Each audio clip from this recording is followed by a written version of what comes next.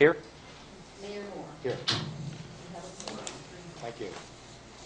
Public comment, if there's anybody in the public that would like to speak on any items that are not on the agenda, please do so and keep your comments please to 3 minutes. Is there anybody?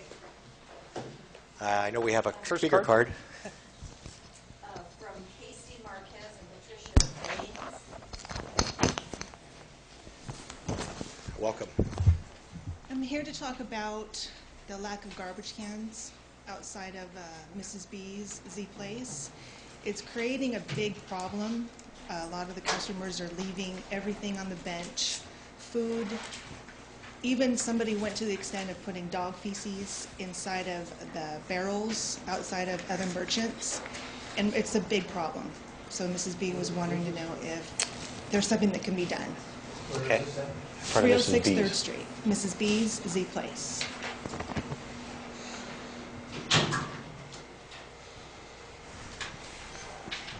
Direct staff to make a. We'll just do that. It's a bench. There's a bench sitting right in front of the door where people can sit and relax and enjoy the music. So that's what they're doing. They're leaving everything. So we're picking up garbage daily. We will investigate it. Okay, thank you. Okay, we'll take care of it. Thank you very much. Is there anybody else in the public that would like to address the council? Go ahead. Can I make a brief comment, Roger? I have noticed that there are less garbage cans in general in downtown, not just at that one particular location. You have to walk about 1.5 blocks to get to a garbage can now, and they don't seem to be on both sides of the streets anymore. Is there a reason why we cut back on the garbage cans? Not that I know of, maybe other than they've been stealing them or something like that. But I'll check with Joe and make sure we get them out. Yes. Yeah, benches are disappearing too, but I don't know if those ever belonged to the city or if those were each, businesses had them. Each business, I think, would put them out. Yeah. So that would be up to the businesses on the benches. But yeah, the garbage cans, I have noticed that. Anybody else? Council? Okay, thank you, staff. Presentations, informational items, and reports. 3A, San Benito Route 156 Improvement Project update. Oh. Yeah, yeah, I was in the next. Oh, go ahead. Okay. After you get done, would you please fill out a card? Oh, I did. Okay, that's fine. It's over there. Yeah, that's fine. Go right ahead. My questions, comments, and concerns are fairly mild as some of the issues the council members might be dealing with, but I registered my dog when I moved here in June and got ticket number 711. I got a new puppy and registered him in December, 712. This kind of goes to a slightly bigger issue of I'm noticing that there just isn't a whole lot of code enforcement, and I know that it has been explained in the past there's not money to have someone to enforce some of the codes.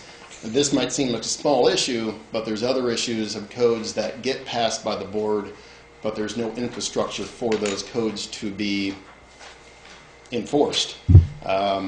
I guess I'm trying to figure out what there is that can be done. It looks like in the past it had been discussed to have outside entities perhaps come in, I don't know whether that be a security company or somebody else to try to enforce some of these codes, but it just seems to me that if I come in June and have 711 and come back 6 months later and have 712, none of the probably close to 1,000 dogs I'm guessing in this town are being licensed. On top of that, I don't even know if these are being changed this year. My fear is that me, the person who wants to follow the rules, comes back the end of next June and I get 713 and 714. So with that as well, discussion I've brought in the past is perhaps looking at the prospects of putting a dog park in town, an off-leash dog park.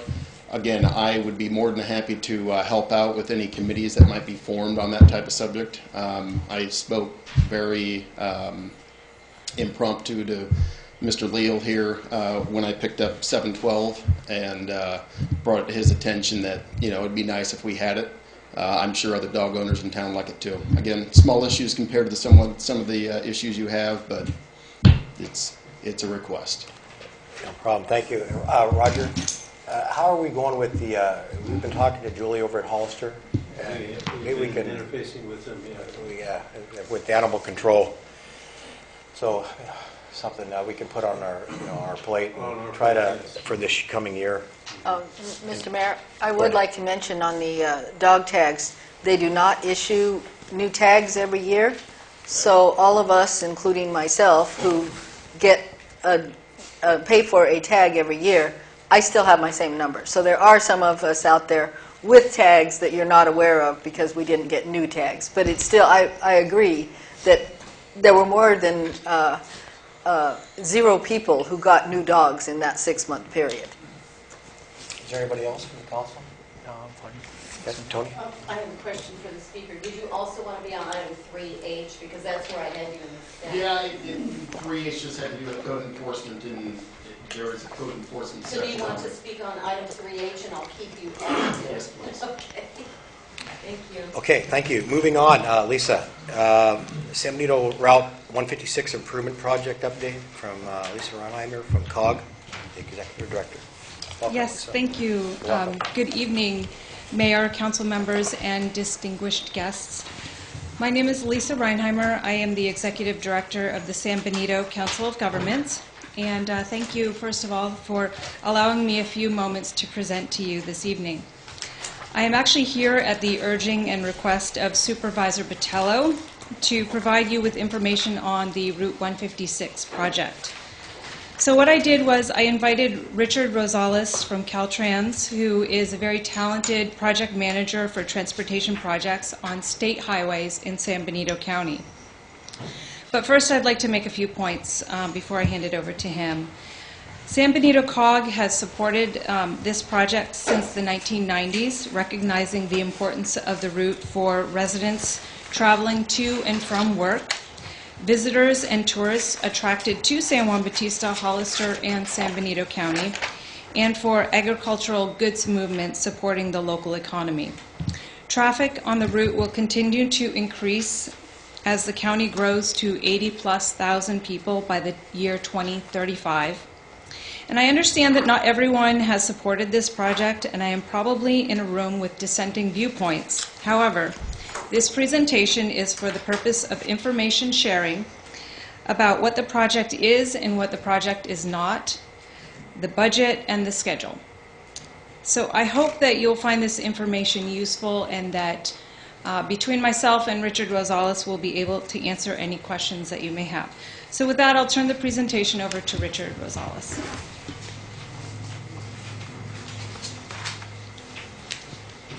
Thank you, Lisa. Thank you, Mr. Mayor and council members, for allowing me to come here and provide a presentation on the Route 156 project.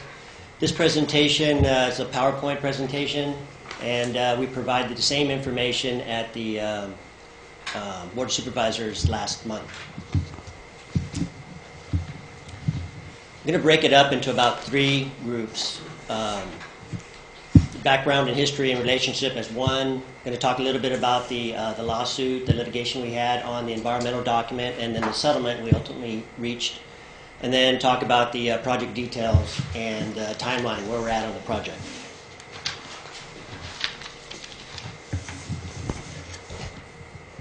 The Council of Governments placed this project, Route 156 project, in their traffic impact fee program in 1993. And in 1994, it was placed in the Regional Transportation Plan. After that, Caltrans assembled and approved a project study report in 1997, which outlined the scope, cost, and schedule for the project. And then in 1998, we were able to program that project in the State Transportation Improvement Program. In 2008, so some 10 years later, we finished up the environmental document. And the reason for that 10-year lag is we got going on our studies, environmental studies, and realized that in the project study report was lacking an element of drainage design. And so we retooled, and it took a little bit longer to produce that environmental document, so thus that little lag. Immediately following, a lawsuit was filed, and out of that lawsuit we had to provide a supplemental environmental document, produced in 2011, which was approved. And in 2012, there were various resolutions by the city of Hollister, by board of supervisors, and I think a letter from this city stating some approvals to the ideas that came out of the private workshop that was held at the San Juan Oaks Golf Club. Okay.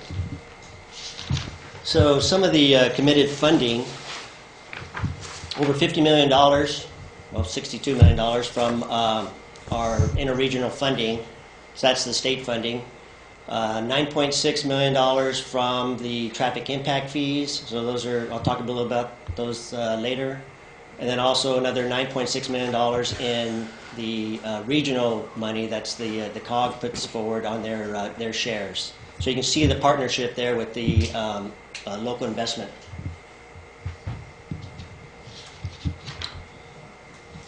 Now, as I mentioned, those traffic impact fees, those were collected on approved county and city projects such as Ward Homes, Creek Bridge, Santana Ranch. And what those did was those offset their traffic mitigation, so they paid a fee for that. And that money is being used for the 156 project. Now, to tying that in with 156, there's other improvements that have happened along this corridor. The flyover at 152, 156 on the border right there in Santa Clara County. And then to the south, San Juan Road interchange is currently being built. And also the Prudent Improvement Project. So all that ties into the flow of traffic and goods movement. Now, a study was brought to our attention by COG that shows a good relationship. So it's a U.S. Census. They did a journey to work study from 2000 to 2010, and you can see that the workforce going to the Bay Area from San Benito County dropped and increased going to Monterey County. So what that's telling us is there's a shift in traffic there, at least in this from this study, to 156. So add more pressure to 156 traffic. When I talk about pressure, what does that mean? That means there's driver frustration. There's once you get behind a slow-moving vehicle, there's no opportunities for passing. People take risks, that cause unsafe conditions that way. There's also that conflict between the slow-moving vehicles, such as ag vehicles, and mainline traffic.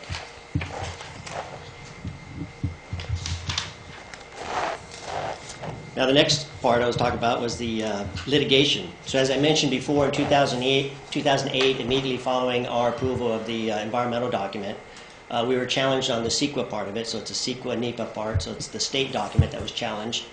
Out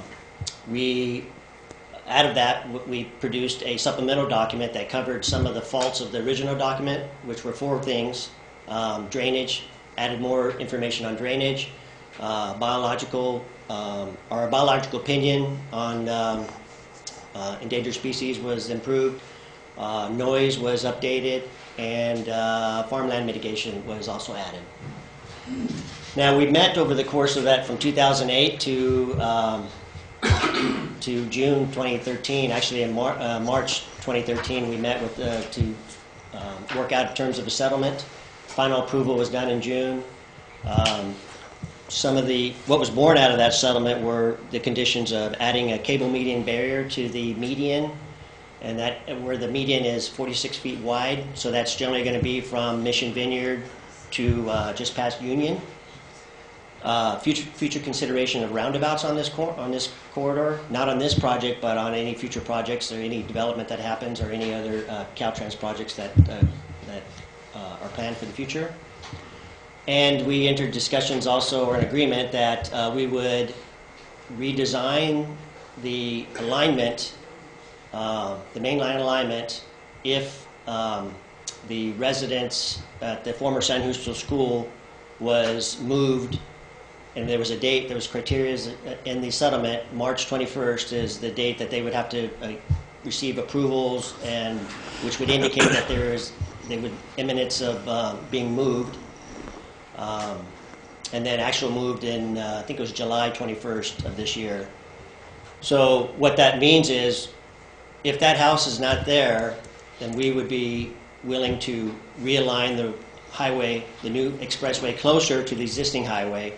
And what that does is allows for the farmland that was going to be, I don't want to call it trapped, but sandwiched in between the existing highway and the expressway to be part of the contiguous bigger piece, and so thus making it easier for farming operations.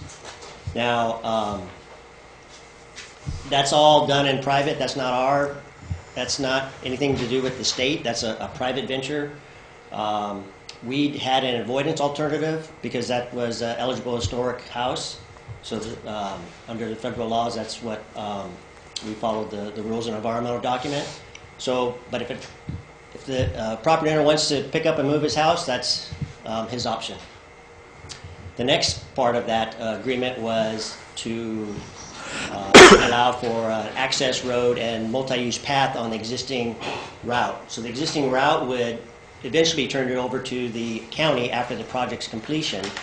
We've been entering talks with the county public works on how to work out the county project to turn that into a not a private access road, but a public access road, a smaller width, going down from 40 feet to maybe 30 feet, and then the remainder being used for this multi-use path.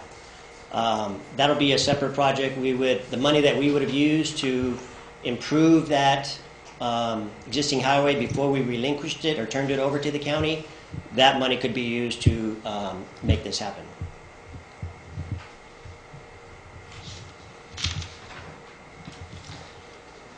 Now, some of the project details. The project purpose is to reduce existing congestion, and you can see definitely on peak hour, AM and PM, there's a lot of congestion on the route. Improved safety is a big part of the purpose of the project, as well as improved route continuity. And what do I mean by route continuity? To the west, we have a 4-lane expressway with access control, meaning that there's no driveways. There's only public access at public crossroads. Well, as to the east of San Juan Bautista, it's a 2-lane highway with access anywhere. So you have that conflict of vehicles, slow-moving vehicles, pulling out anywhere onto the highway.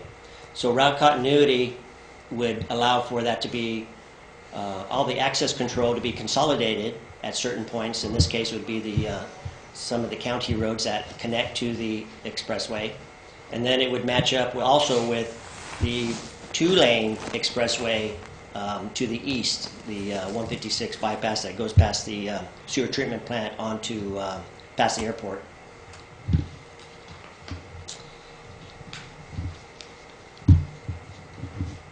And as we mentioned, the need is that there's increased congestion. We talked about there's a lack of passing opportunities, so this additional lane would allow for 2 lanes going in one direction, allow for passing. The slower truck traffic could be in that second lane and allow for the faster moving vehicles to pass, as well as ag vehicles will be able to use the access road and get them off the main line. Another thing that we're fixing is a non-standard curve at Union Road. We'll make that it's a larger curve. We talked about the continuity. This would be a continuous expressway, and the project will also alleviate some of the flooding on the route.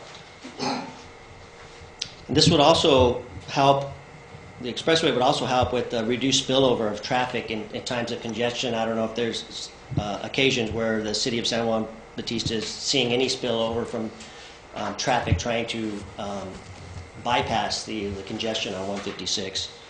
And as I mentioned before, the part of the purpose is to help support the ag movement with access. Congested in both directions. And if you want to turn back, the picture's worth 1,000 words. Just showing you with that slow-moving ag equipment at the signalized intersection at Union. That's where that curve is going to be corrected. And then you can see the traffic on the third picture.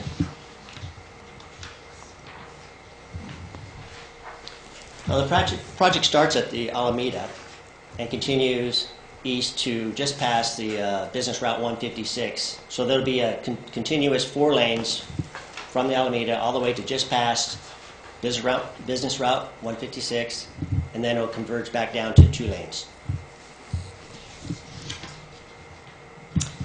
Now the 2-lane highway is only designed for 20,000 daily traffic, and you can see by the numbers there, 2014, it's way over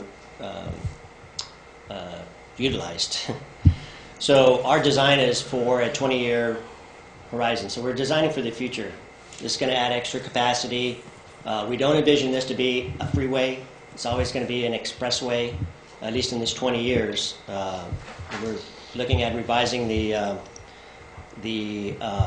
freeway agreement. We have actually a freeway agreement with the county for this stretch of road. We'll revise that down to an access controlled highway, so it's reducing it down a level. If we have no plans to make it a freeway, then we're going to downgrade that agreement with the county.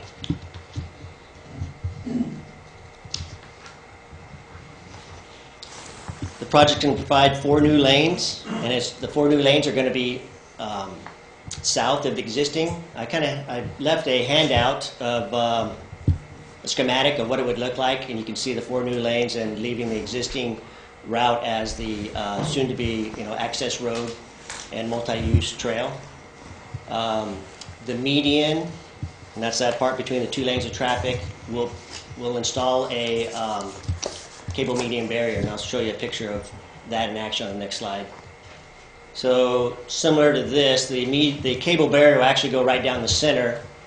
This one's installed a little closer to traffic. Ours would be right down the center, and that would prevent cross-median accidents. And that was a big key that the Save the San Juan group wanted to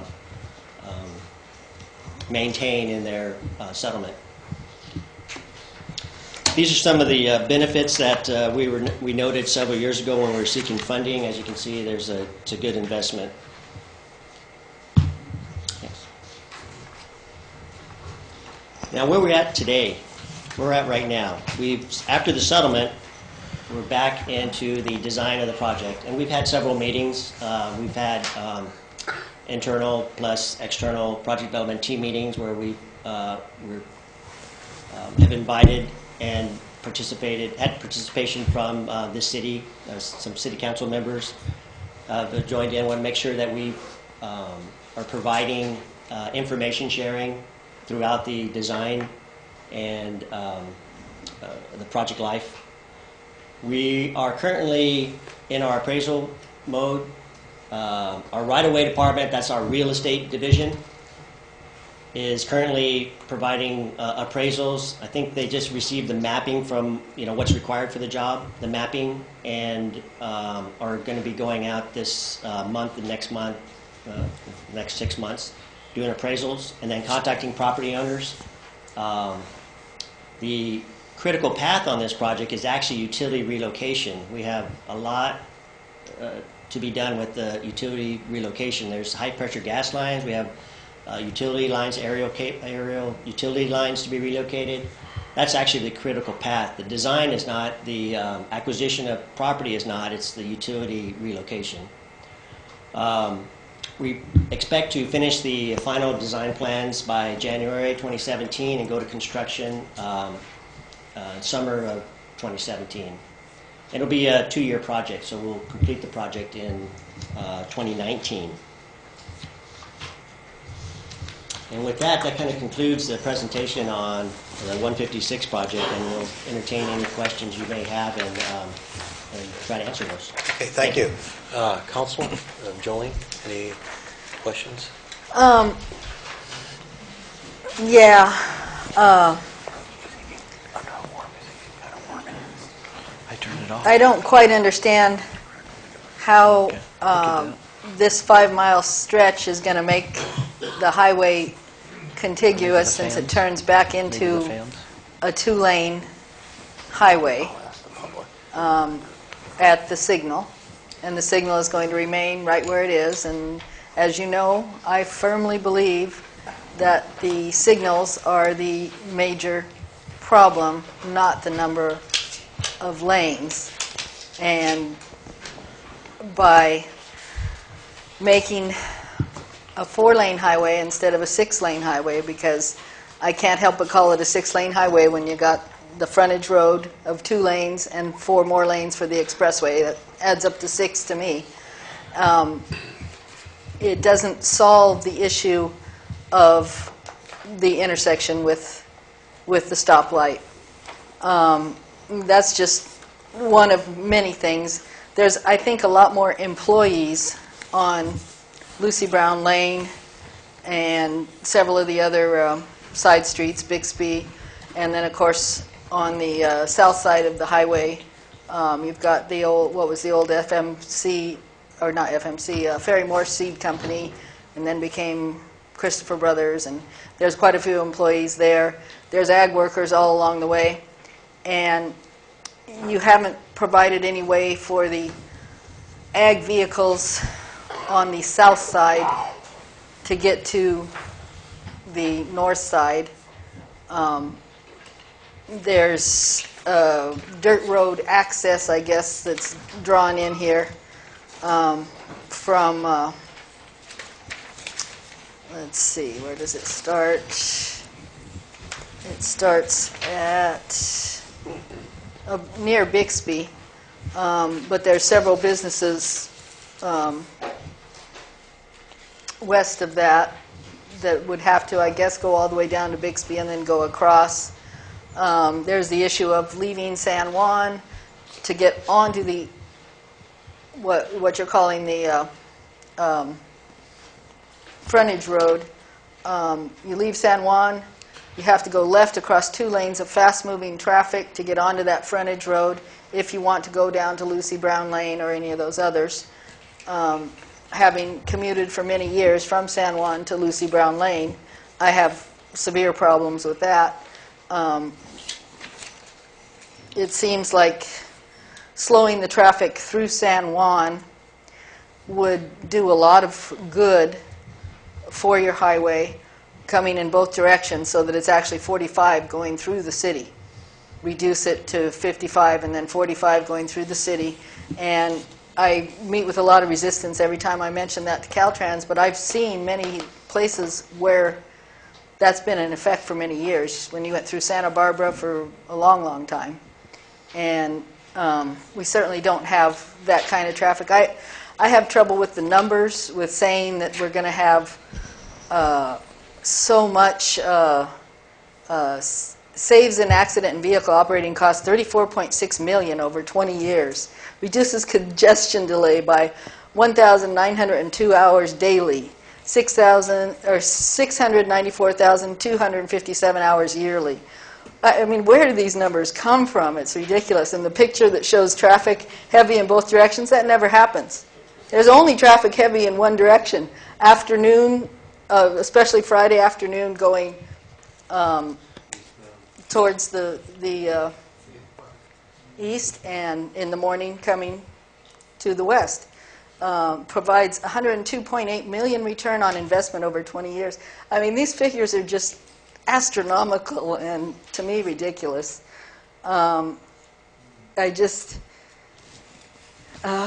don't know. Maybe the idea of roundabouts or an elevated highway to eliminate the signal there at Union. I mean, there's so many other ways to do it. I've never understood why Caltrans picked this as their best opportunity.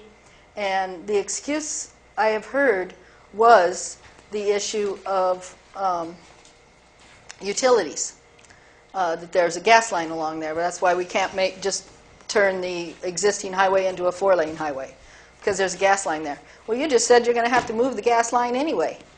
So that didn't make any sense.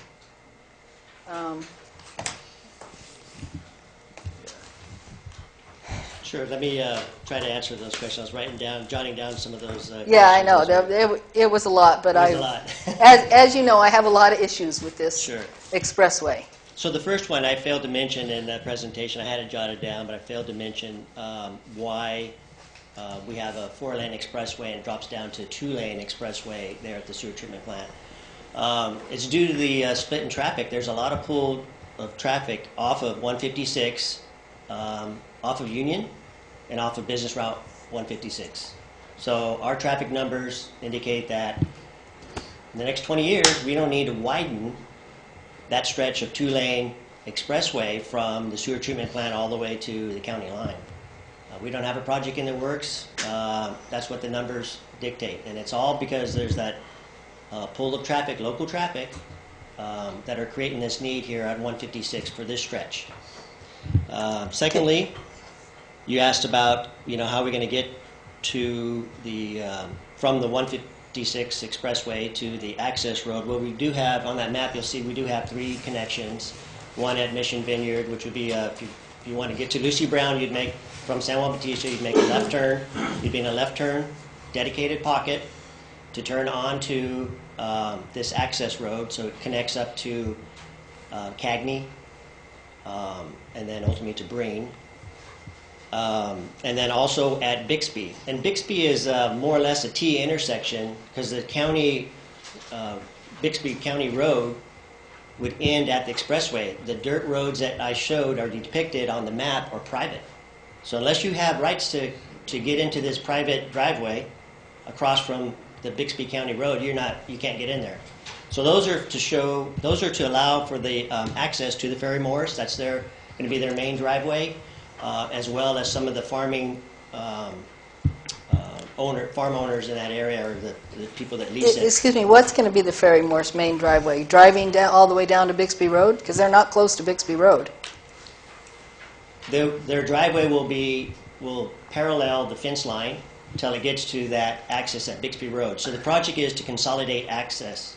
Part of it is to consolidate access, so we don't have a driveway wherever they are now.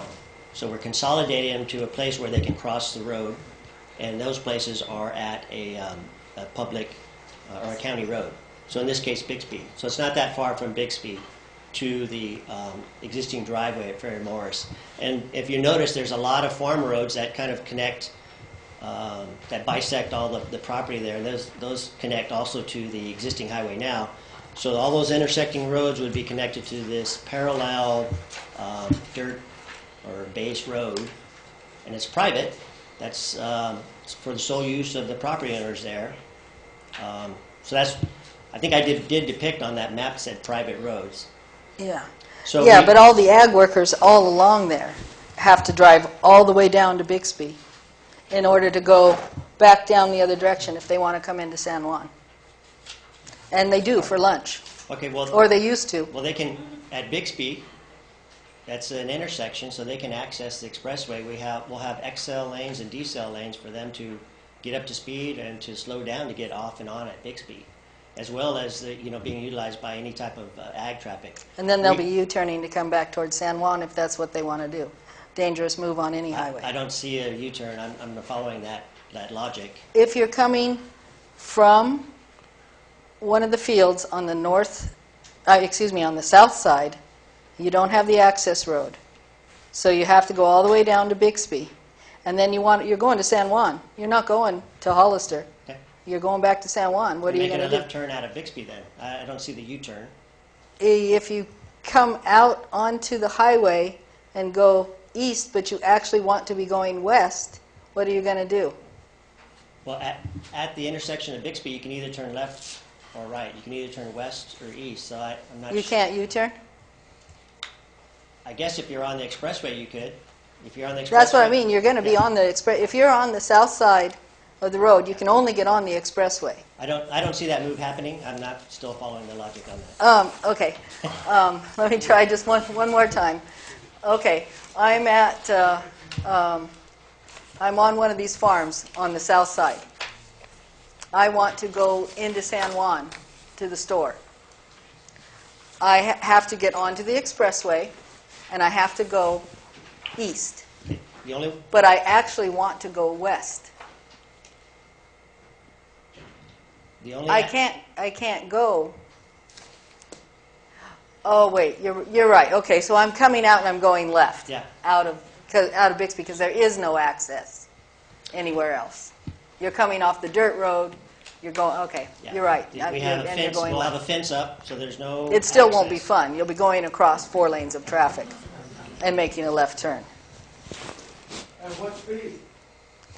Oh, 65, of course. That's suicide. Yeah, no kidding. And we are working with the ag community on Bixby to ensure that that any ag traffic that can that needs to get across there, that goes straight across into that private, has enough refuge in the median to safely do that. The next question you had was, What side I of guess, the slowing side traffic road on in the city limits of San Juan These Bautista. all go this way. Yes. Yeah, the 4-lane, I think it's the statutes call for any 4-lane roadway to be signed 65 miles an hour. So that's what it'll be. Why was it 45 through Santa Barbara for years? I believe it wasn't that a 2-lane? 2 lanes in each direction. It was 4 lanes. Yeah, I couldn't answer that question. It's not now. 101 It's not now. 101 is 60 miles an hour. 101 is In many locations. 65 unless there's a special study. I think you're talking about like in the Prunedale area? Yeah, all the way up. 60 miles, yeah. And that's a safety corridor. I think the safety, if it's designated as a safety corridor, yeah, it could be changed. So maybe that's something to... Maybe that's something to consider, because it is highly dangerous with that intersection with school children crossing, whether they're supposed to or not. I know the school asked them not to cross the highway. Yeah, I know on Highway 1 But- through Moss Landing area, that was a safety corridor as well. That's a 2-lane highway, and that speed limit was reduced. Yeah, and it would really help on the noise and on the safety. Utilities, you mentioned that we're going to have to move the utilities anyways. Well, the relocation's happening at the tie-in, so it's at Mission Vineyard and it's at Union. It's not in between. So we do gain the benefit of not having to move the utilities that parallel the existing highway, the gas lines, the aerial poles. That remains. So it's just where we are tying back into the highway at Mission Vineyard and then at Union. So that's where the major utility relocation is occurring.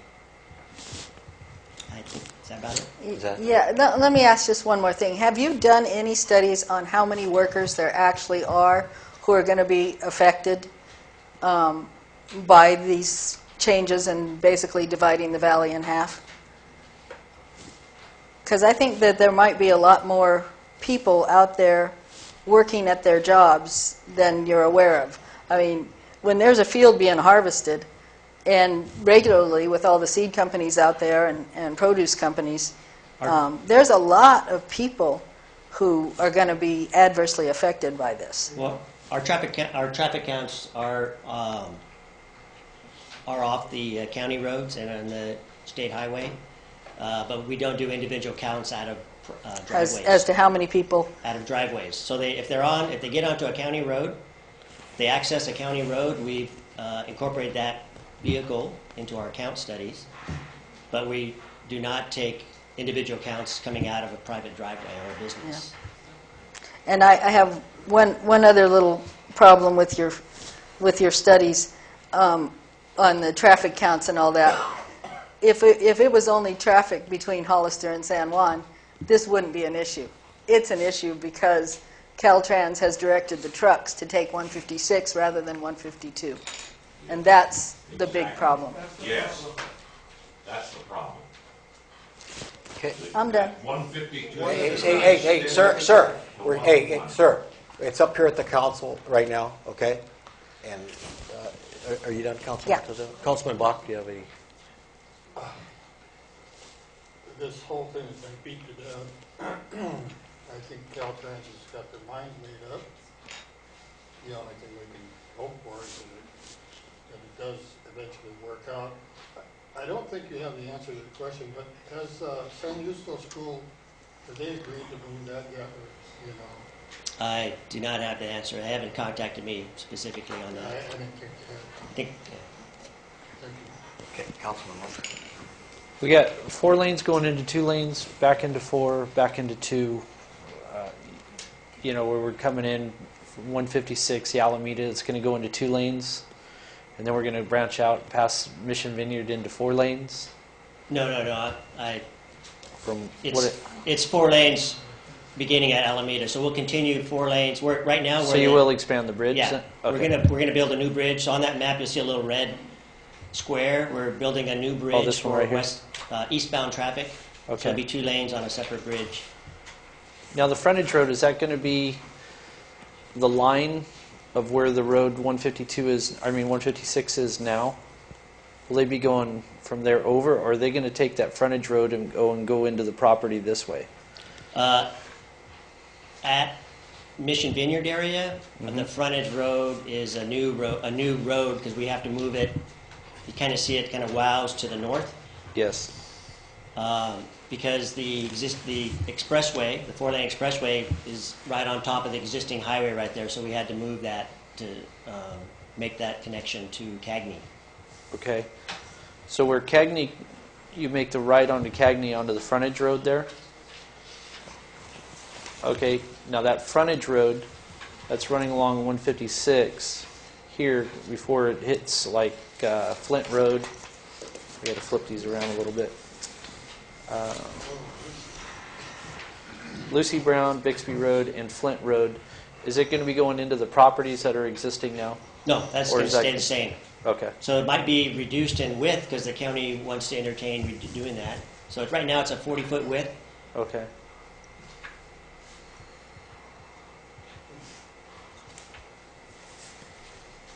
Because we got homes there and that. Did they have numbers for where, after the business loop at Hollister, where it comes back into 2 of the traffic that proceeds past that? I don't have those, but yeah, we do have numbers. I can provide those to you if you would like. Okay. Yeah, I'm just trying to see if that bottleneck of, you know, those 4 lanes going into 2 lanes, if they don't take the business loop into Hollister, that they're going to be bunching up there.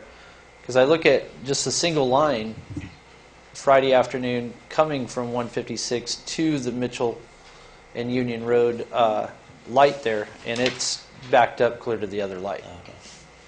Yeah, there's a lot of traffic, I think, generated out of Hollister. I think even the county has plans to 4-lane Union at some time in their long-range plans. So there's a lot of draw off of that. Okay. That's all I have. The only thing I want to say, I think it was spoken by the council, but when you go back to your city father, I mean, you know, your Caltrans, you really need to take a look at the speed dropping going eastbound on the 156 down to the Alameda. We need to slow them down. And beyond what you do there, I'm sure you get your minds made up, but you sit there and you see people, you know, coming in there, they come over that knoll. Mm-hmm. It's something seriously that, you know, we need to slow them down. So it's just something you may want to take back. You know what, maybe we ought to reduce this, put up some amber lights, whatever you're going to do. But I think it's a major issue. But at this time, are there any speaker cards on this? Is there anybody? Okay, hold on. If anybody would like, good. Good. Hold on 1 second, ma'am. Is there any, you say option to make from the city limits of San Juan on the west side, past the Alameda, a safety corridor? Because of, I mean, if you go out there and sit at that light, I would say at least once a day, maybe twice a day, you'll see an 18-wheeler blow that red light. And it's because they're coming off of 65, they're supposed to drop to 55. And I'm just wondering, is there an option in Caltrans's regulations that could make?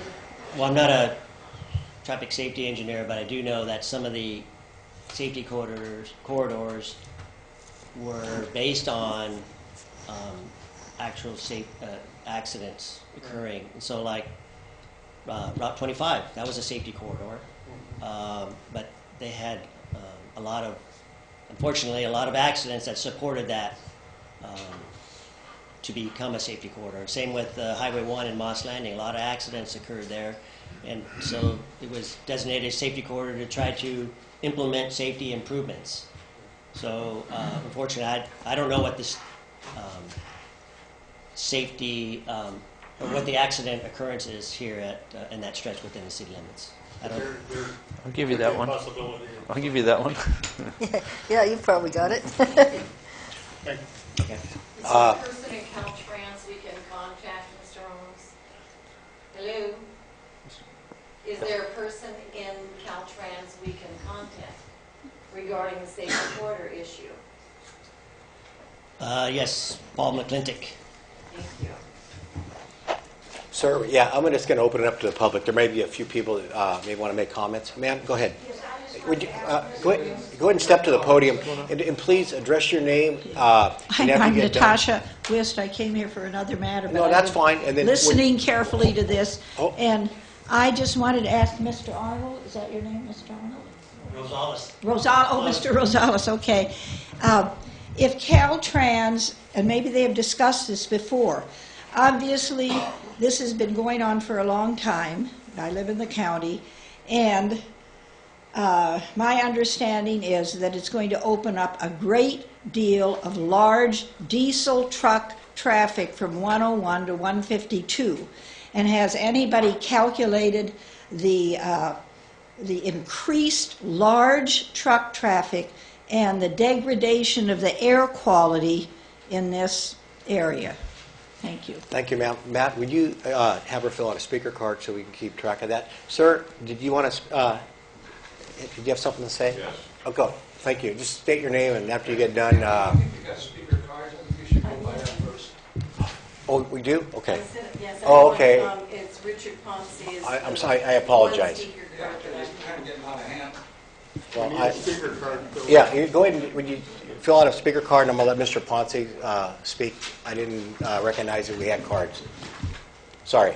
If anybody would like to speak that hasn't on this issue, please come up and. Yeah, this is a hot I'm issue. sorry, Richard. Yeah, it's a hot issue, and things are getting a little hot. Okay, I'm Richard Ponce, 94th Street. What's happening between the Alameda and Hollister, I think we kind of lost that already. There's some issues. Hopefully they can get fixed. My main concern, and very, very concerned, about what's happening on the intersection of Alameda and 156. We have our school there. Our growth is going across that highway. We already have pretty much on the books a gas station that's going there on that corner with a fast food restaurant and a convenience store. There's going to be kids trying to get to that convenience store from that school once that gas station is built. And I think the city is going that way as far as annexation. There's projects already proposed in that area, yet nothing is done from the Alameda down to 101, and nothing is done to slow the traffic. I think what San Juan is trying to do is slow the traffic for the benefit of San Juan, to get people to come into San Juan. Seems like they're just speeding it up to bypass San Juan. So I think that's what's from the Alameda to Hollister. I think we lost control on that already, but we need to concentrate on what is close to San Bautista. We don't seem to be getting anything out of this. You know, Caltrans is moving their traffic, which is fine, but San Bautista is not getting anything out of this. So I think we need to concentrate on slowing the traffic down, making that Alameda 156 safer for San Juan. Thank you. Thank you. Here. Thank you.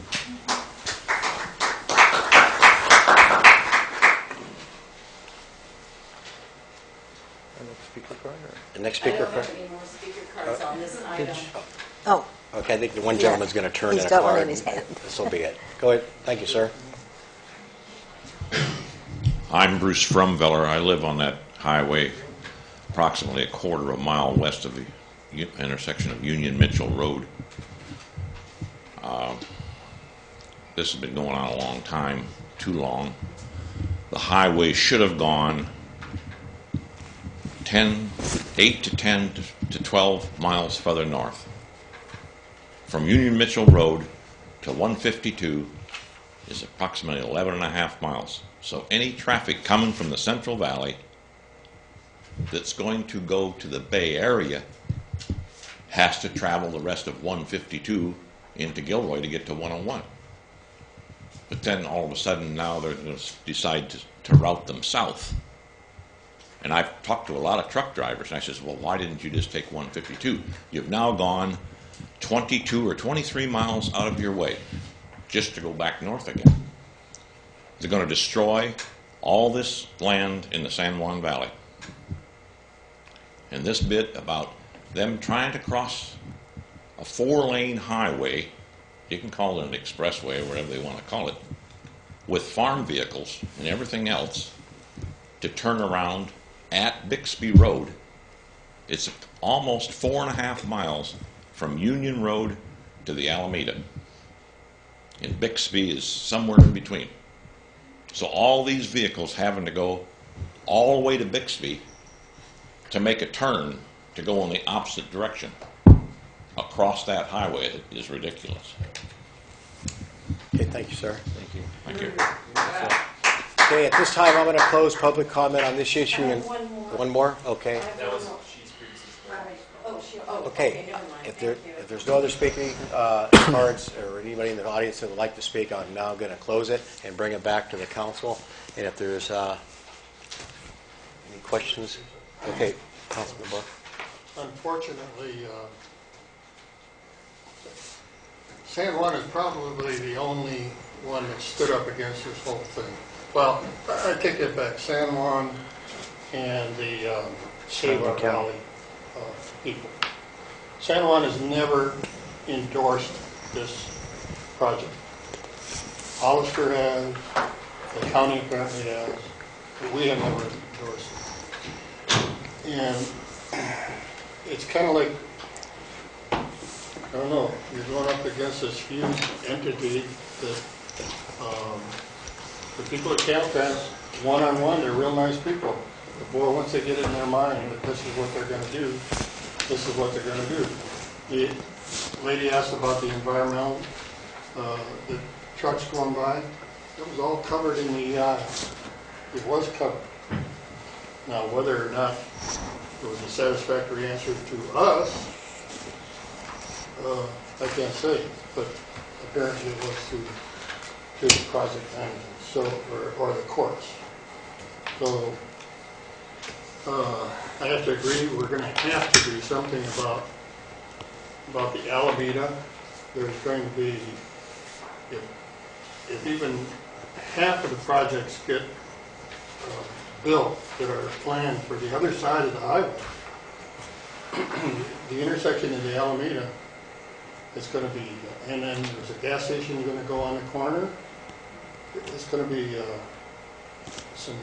going to have to be some real thought given to what's going to happen there at that intersection. And I have seen children push the button. The kids are good. They push the button and they wait for the signal, and then they go running across the street, and then one of them drops their book and turns around and goes back to get it. And it just scares the hell out of me. You know, I feel like just pulling across the intersection there and just stopping, you know, until the kid gets across the school and the parents. You've got to do something about the children that are going across the highway. I don't know if it's going to take a tunnel underneath, crosswalk or something, but something has to be done. We're going to lose a child someday.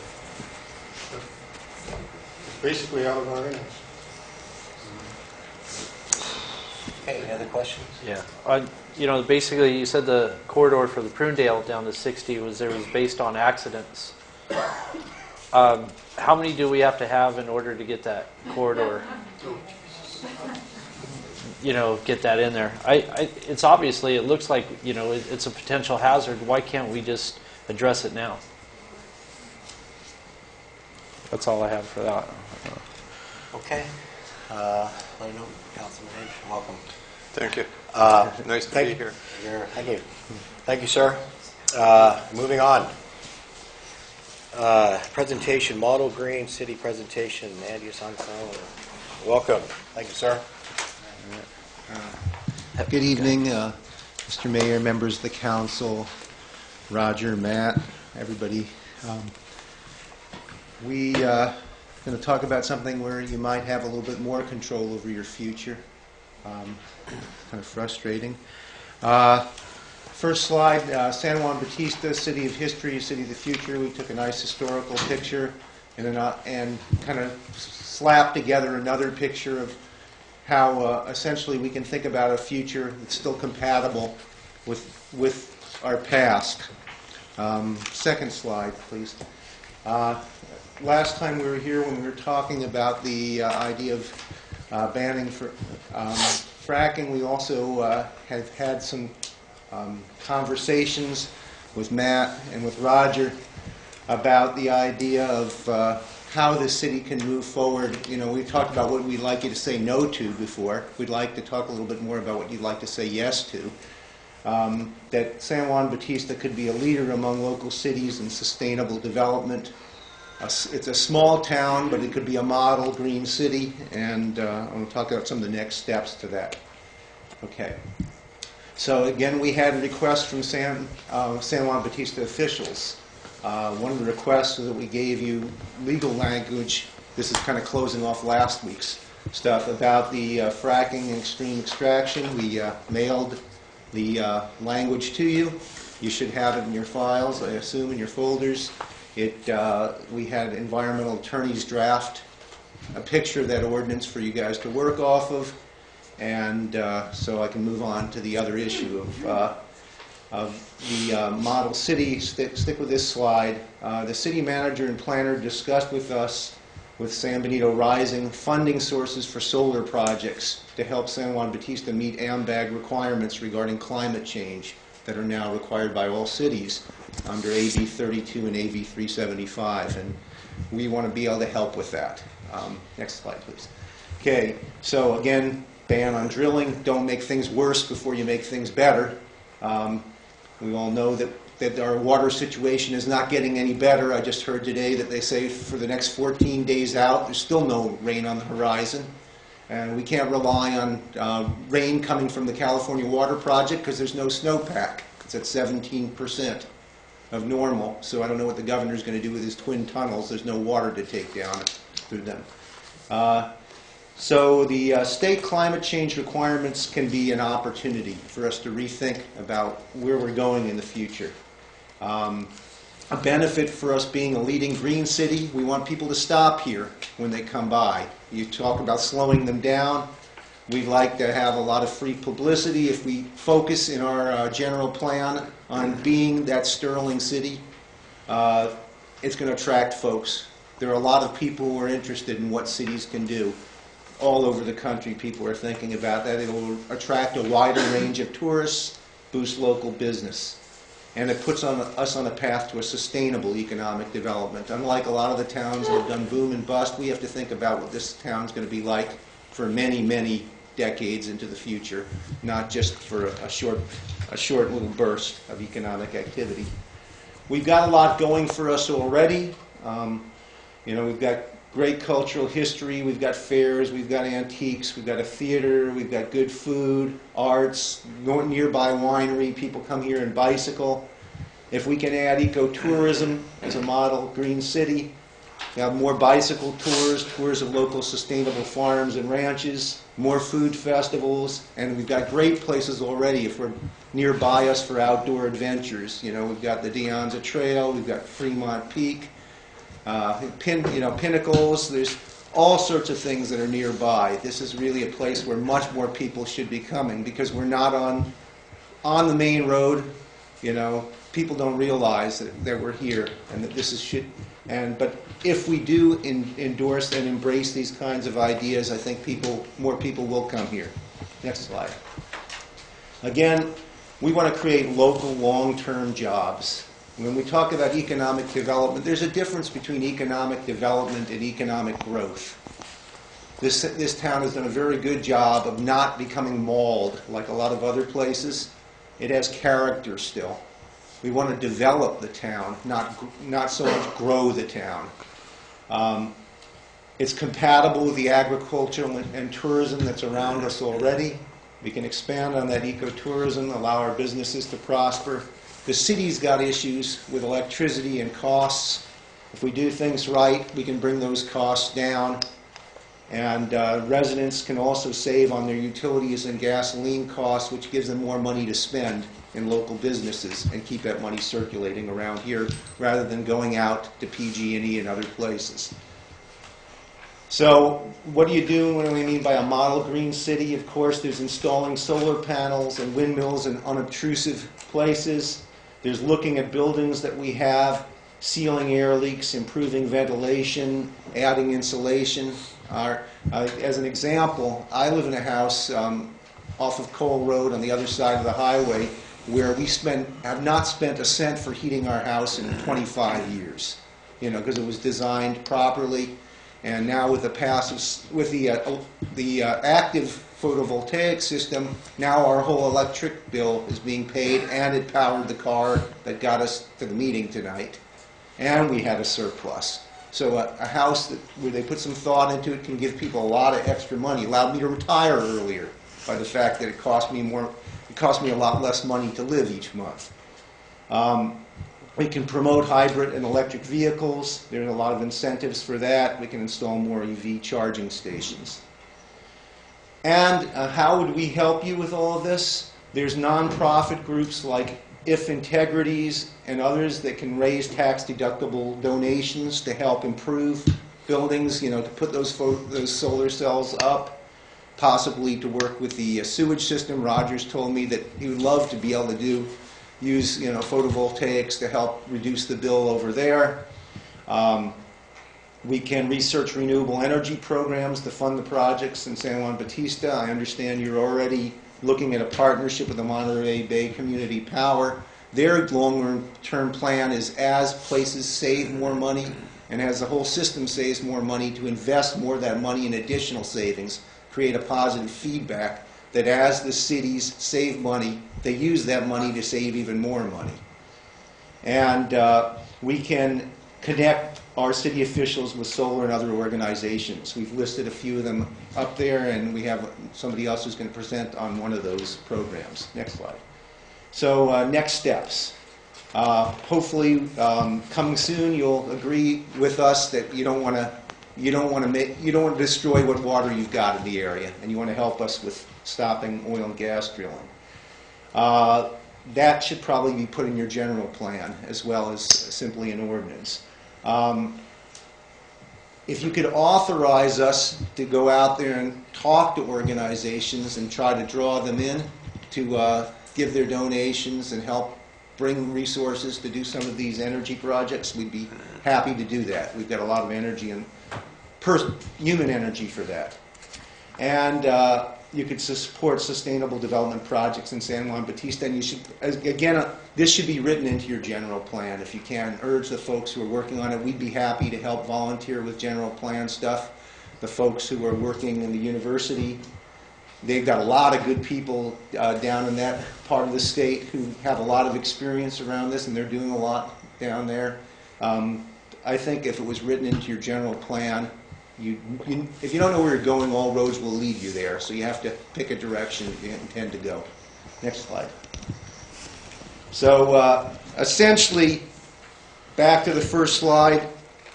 With this kind of a model, we can honor our past and we can prepare for our future. And that's the whole of my presentation. It was quick. Do you have any questions? It's not high in details, but it's a direction. That's fine. I'll bring it back to the council, and then I'll open it up to the public. Any councilman? No. We were supposed to get a sample or a model ordinance for anti-fracking. Mary, it was sent in on The 16th? the 16th. It was sent in with the slides, the model ordinance. Did you see it, Dave? Staff has it. It's an attachment. Do you have it? Yeah, we have it. So we'll have that for next month, possibly. Okay. That was my question. Cool.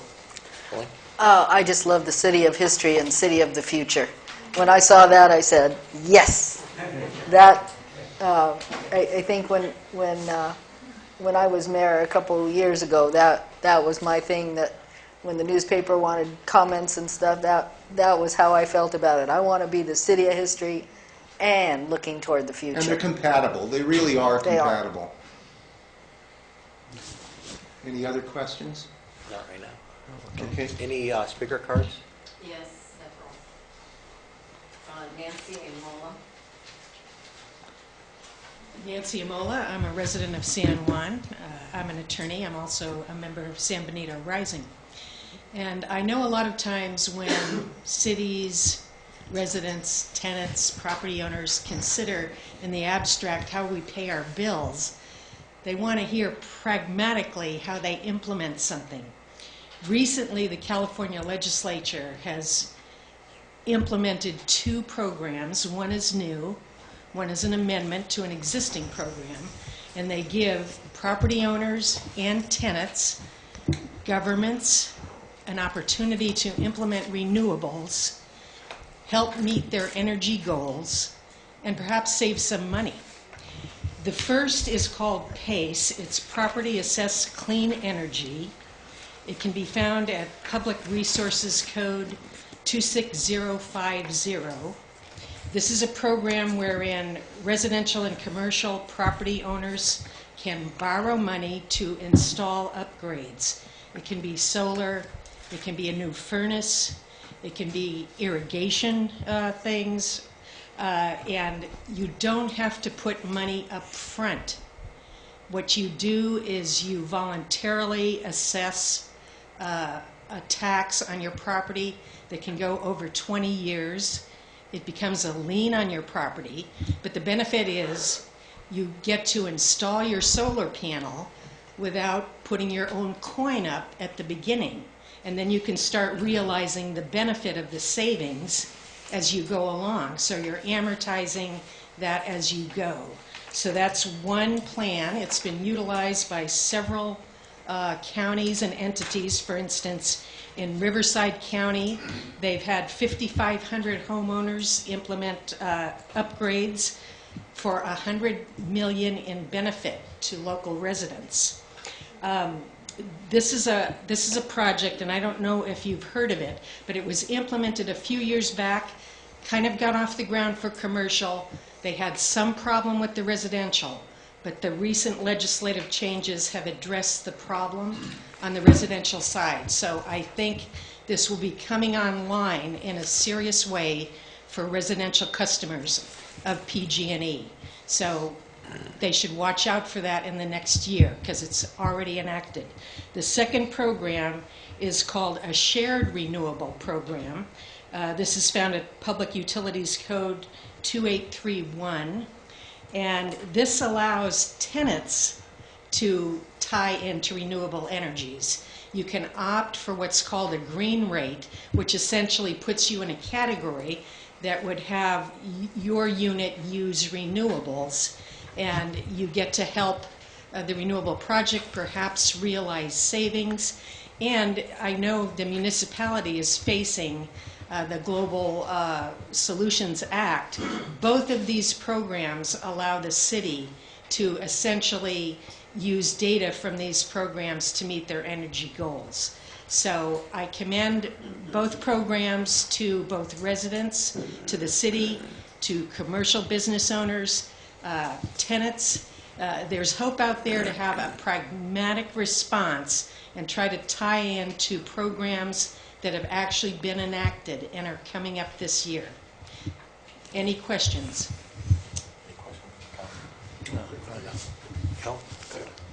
Yes. Number one,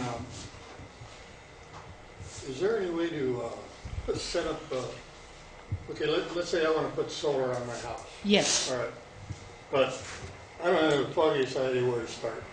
Do I call Solar City or do I call, you know what I'm saying? Yes, I do. Is there... The way this works is there are financing districts, and previously there have been a lot of these districts that address commercial needs. The ones that will readdress residential will, I think, be able to send you in an appropriate direction. But as I said, they're coming on for the residential this year.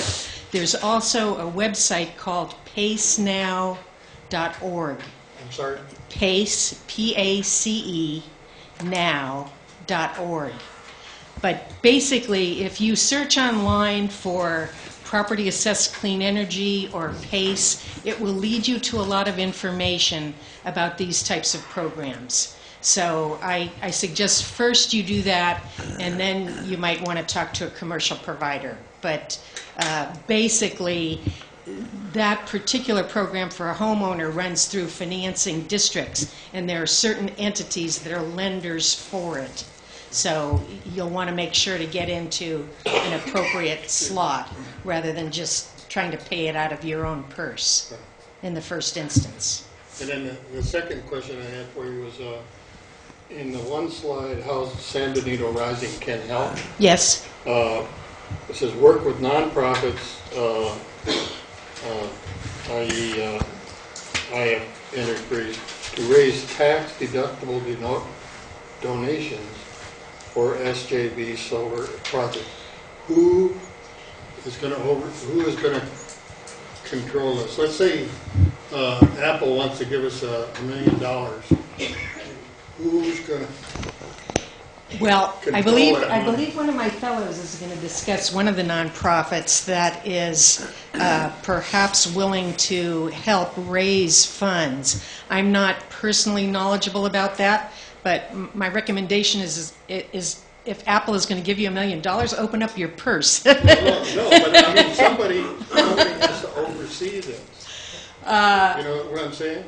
Well, there are some nonprofits who do that, and I believe one of my fellows is going to talk. Is it okay if I try and help? Sure.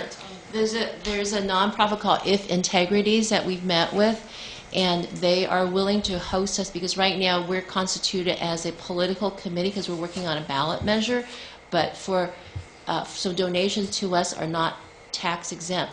So for the solar projects, anything that's sustainable economic development, this organization is willing to host so that people can donate to this fund, and that could be, given to the city. And these are things that we could discuss with you more. What we want is to actually have some authorization so that we can go and collect these funds from Apple and others, Solar City, for example.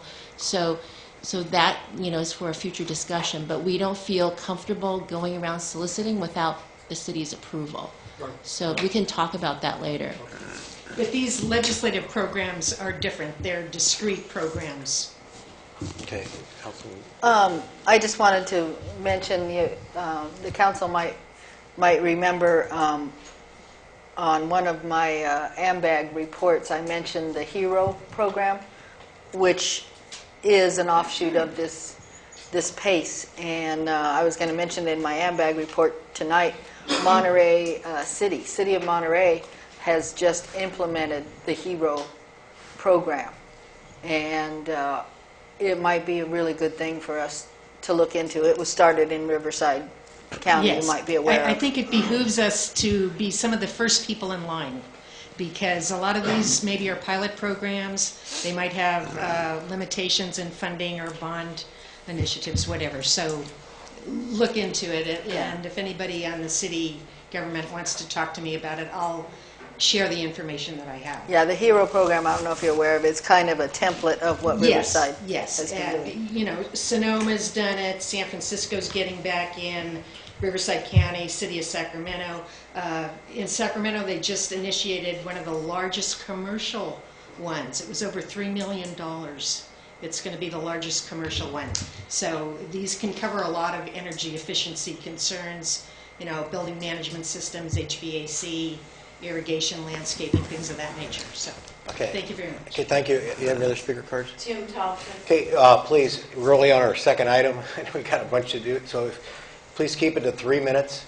And if somebody, represents your feelings, maybe you can get up and say, I agree with that person, so we can, move it on. But just keep it to 3 minutes, and we're all good.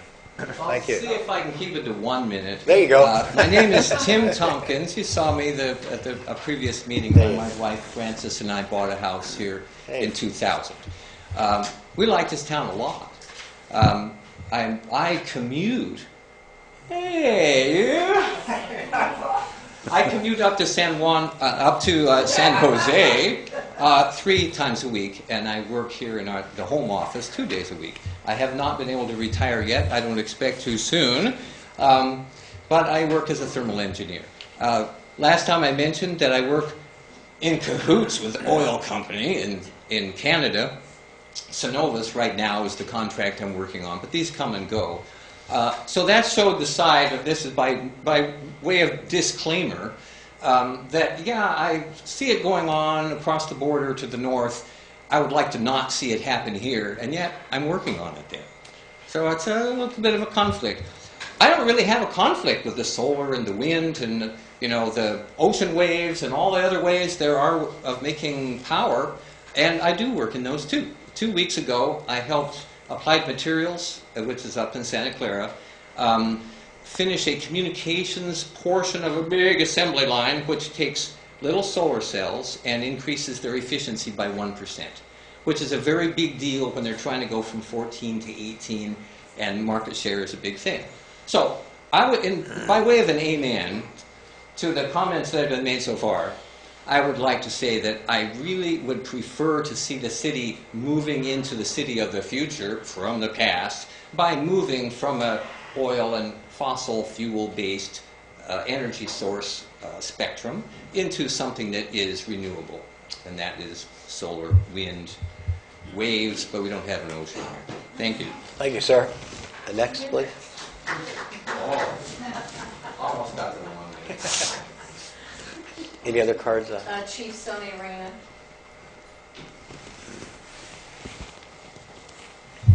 Good evening. On behalf of the San Juan Intertribal Council, we've come to support the concerns about this super highway that's going to be cutting through our community, and we've come also here to support your concerns about fracking, and certainly we appreciate whatever it is you can do within your political authority to keep our groundwater from being poisoned. Thank you, Sonny.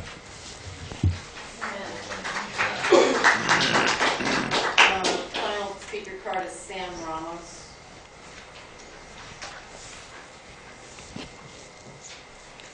Hello, my name is Sam Ramos, and I want you to know that many people here in the audience won't speak, but have brought signs to voice their support for the ban on fracking and drilling and the support for a model city. So I'll make it really short.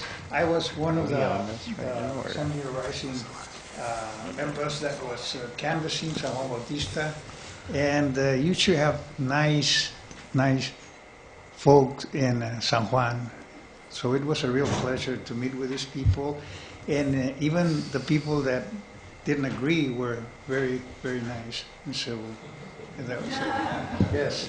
So, but we had like 90% success.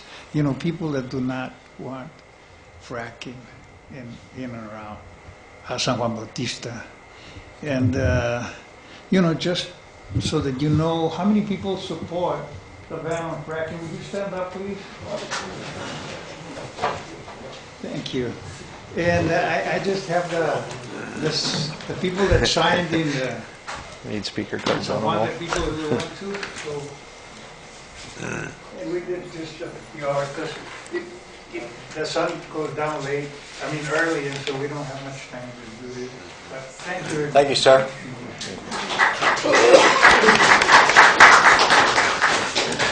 Okay, I'm going to close the public comments and bring it back if there's any questions from the council. We'll move on. Yep, Councilman Buck.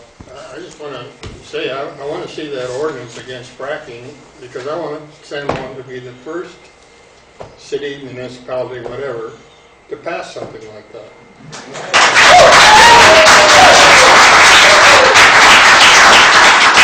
We'll be the city of the future. Okay, thank you. Moving on, monthly financial statement. We have our Wendy.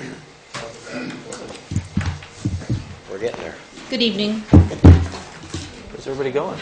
They don't want to hear. I know. This is the good news. Well, we sat here for you. Wendy, This is the way it happens to accountants. It's not you, Wendy, really. You guys are really going to miss out. It's not that bad a news.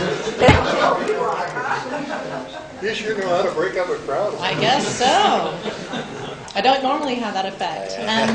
I'll make it brief unless you want to get in depth. You have in your board packet the budget narrative as well as the detail budget reports, your standard reports.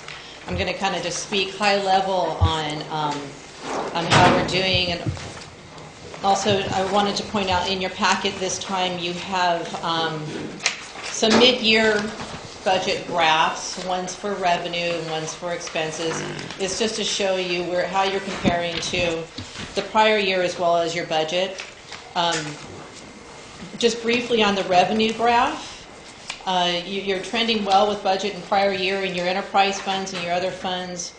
Your general fund revenues are actually lower than the prior year, and that's predominantly due to the timing of your property tax income. We received it in December last year. This year we received it in January. So that will sort itself out. In addition, we had about $200,000 in grant revenues last year that we don't have this year. So that explains that variance. With respect to your expenditure graph, the big expense items, particularly your contract services, we're above last year, but we're significantly below on our budget line item. At this time, looking at the numbers, I'm not recommending that we have any mid-year budget adjustments. Things are trending well. If there's variances, it's primarily due to timing. Overall, your cash on hand is about $2.3 million right now. I met with Roger. We kind of looked at what the cash was to see what would be available for consideration towards other uses this year, and with the $2.3 million on hand, I would recommend we have operating reserves of about 6 months, which represents about $700,000. We have a debt service that's due in April of $450,000, and then there's other miscellaneous projects of about $215,000. So that would bring a net to about $1 million, and Roger's got all kinds of irons in the fire on what he'd like to do to continue to improve this city and its finances. On a side note, I'm pleased to be able to stand in front of you and discuss these numbers as opposed to a few years back. In comparison to prior year, our cash position right now, we have $300,000 more in the bank than we did this time last year, and we have $100,000 less in liabilities. And the only other item I'd like to have you consider, and I know Roger has this in mind as well going into this next year budget, that we do have that $340,000 debt from the infrastructure project that we paid down $200,000 on recently, but there is not a high interest rate on that, but there's an interest rate which greatly exceeds any return on investment that you would be getting. So I would encourage you to look at that closely when we move into next year's budget process. That concludes my report. Okay, well, I'll bring it back. When are we going to start on the next budget? We're already beginning our discussions on that. Roger usually comes up with the capital projects that I need to consider, and we'll draft the operating budget and bring it to council. I would think, Roger, we're looking at March, April for presenting that. We'll start preparing a lot of the data in February and March, and then we'll start having the hearings in April and May. Go ahead. Is he next? When I was reading through the treasurer's report, I was questioning why our contract services would be higher, and that was the bottom of the first paragraph, and then on the second page, the second paragraph on the second page says lower than anticipated contract costs. And then I looked at your graph, and I kind of put it together a little bit. The contract services are lower than budgeted, but higher than last year. Correct. And they're higher than last year because, the fire contract. Oh, that is in there as well, yes, yes. What are the other higher than last year contract services? I'd have to pull up the detailed report Okay. to review the expenses as compared to prior year. I don't know that offhand exactly. Okay, can you answer that? Yeah, the part of the recycling, the reclaimed water project, Yeah. with Bracewell, we had to write that report, and that comes out of that contract with Bracewell for the wastewater treatment plant, and that ended up costing, we had a commitment to the Regional Water Quality Control Board where we had to expend $66,000, and I think our total cost was $97,000 to put the reclaim project into effect. So we're still significantly higher than we were 3 years ago, but not than last year. Yeah, correct. Excuse me, City Manager, your microphone, please. Well, the other one's really for Roger, too. When I look at the graph on the utilities, we're staying near the budget, but we really need to improve that utilities. Yes, very, very dramatically, because the electricity costs, both at our wells as well as sewer treatment plant, are very high cost items. Yeah. And then I had a couple items on the warrant list. Yes.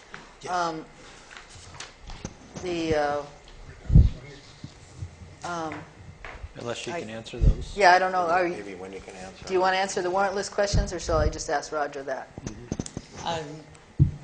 It might be more efficient for Roger to answer Okay. them. Did anybody else have questions for them? Questions of Wendy? No, I don't. Tony, thank you. I don't have any. Go ahead. I guess. Thank you, Wendy. Thank you for having me. Thank you very much. See you at a later date. Thank you. We're looking forward to doing the budget for next year. Bye. Let's see.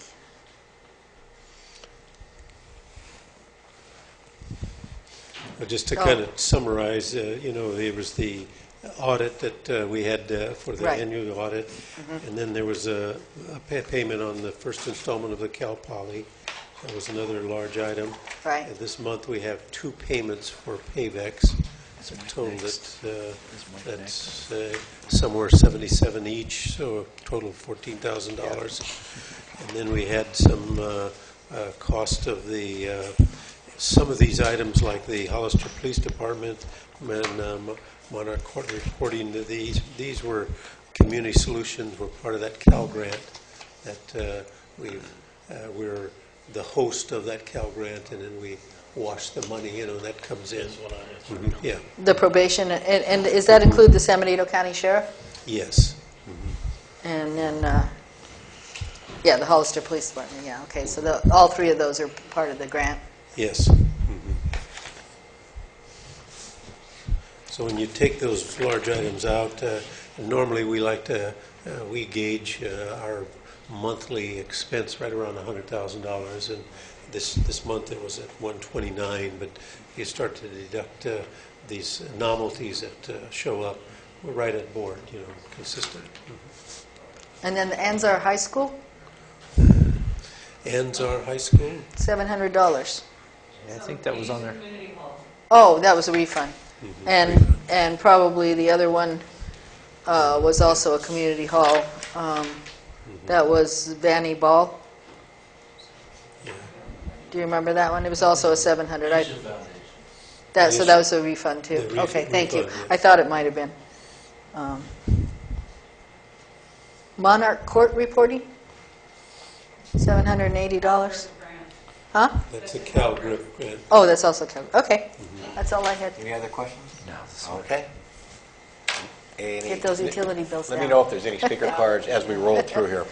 Okay, library report. I don't have any questions. No, it's pretty cut and dry. Questions from council? I see none. So, let's see here. Fire report. Chief O'Connor.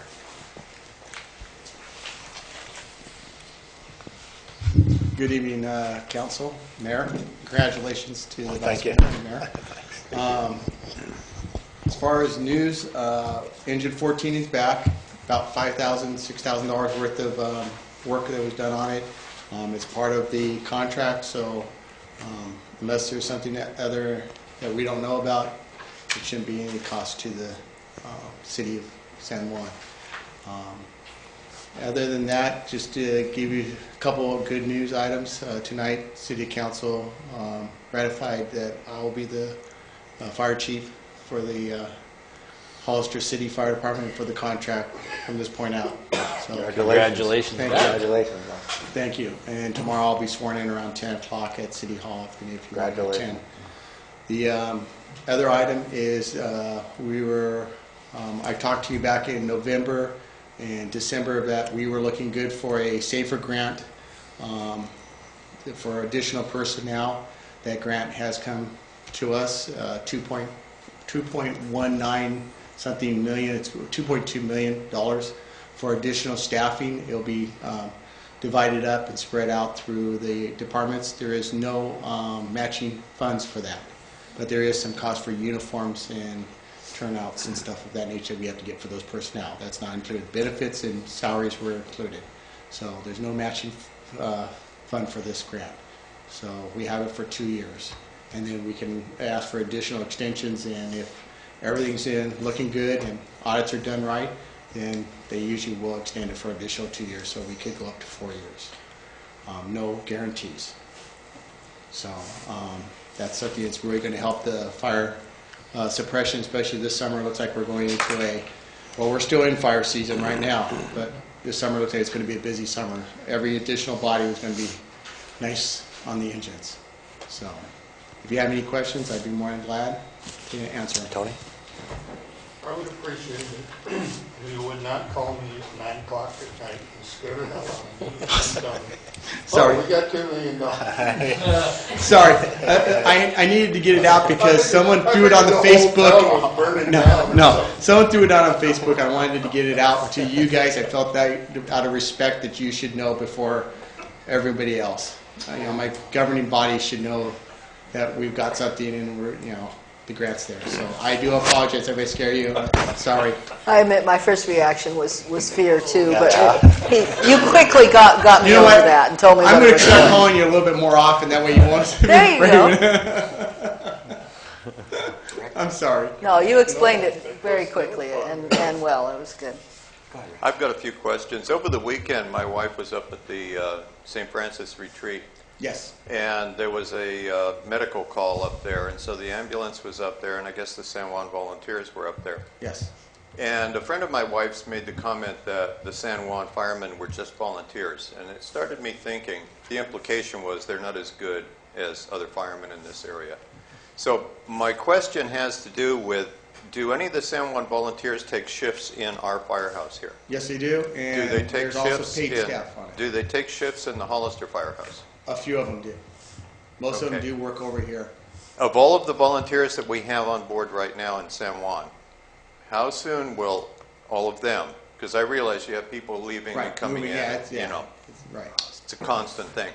But how soon will all of the San Juan volunteers that are here now be trained equally with the Hollister volunteers and the Hollister firemen so that they can take shifts in the Hollister Fire Department? There's nothing keeping them from doing that. They could do that right now. Any of them, they're all got crossover training back in August, and they were all brought up to the same speed as the previous Hollister volunteers in San Diego County.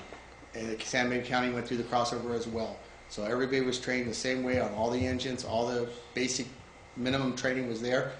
Some of the guys do not have EMT training, so they may not be as medically trained as some previous firefighters, but that's a hit and miss on the person itself. And we're putting that class on in February. So February to April, there'll be an EMT course given to all fire personnel paid by the department. So if they take it, which they're going to be encouraged, in fact, it's mandatory that they have it within a year of their service. We're grandfathered everybody in, so they will have that training, and they'll be equal to Hollister, previous Hollister volunteers of the county, or some of the guys here that have EMT. One of your council members is an EMT. So. So it just- basically, the training program is voluntary. It's not forced on them, I guess. Oh no, they have to meet It's a certain required. criteria. It's state requires a minimum requirement for training and all that, and OSHA requires it, and there's affirmative action training that's going to be going on and all that. There's training that you have to have, and it's mandatory. So, and they've been brought up to it. And they've been out here throwing ladders. I don't know if you've seen them down at the school. They're doing hose drills. They're doing wildland drills and all that. And every day a firefighter should be practicing the routine. So they get familiar with it. They do it at 2 o'clock in the morning when they're just woke up. They do it like clockwork. They don't even think about it. It's just because they've done it so many times. That's what we want. So, but yeah, the volunteers here. A lot of the Hollister guys have been coming over here and working here. And a lot of the county guys have been working here, the previous county guys, and all. They're all Hollister volunteers right now. We've absorbed all the personnel. Everybody's been trained and equally, and we're continuing the training as going. There's no separate or substandard training on anybody. Everybody's trained the same. Unless you want to add anything on that, Robert? Yeah, when we did the crossover, there was a packet that everybody had to be signed off on. So everybody is pretty much qualified unanimously with everybody. The reason why we have so many volunteers here is, we want to have the minimum staffing here, and then if there's more that sign up, we can move them to other stations to strengthen their stations too as well.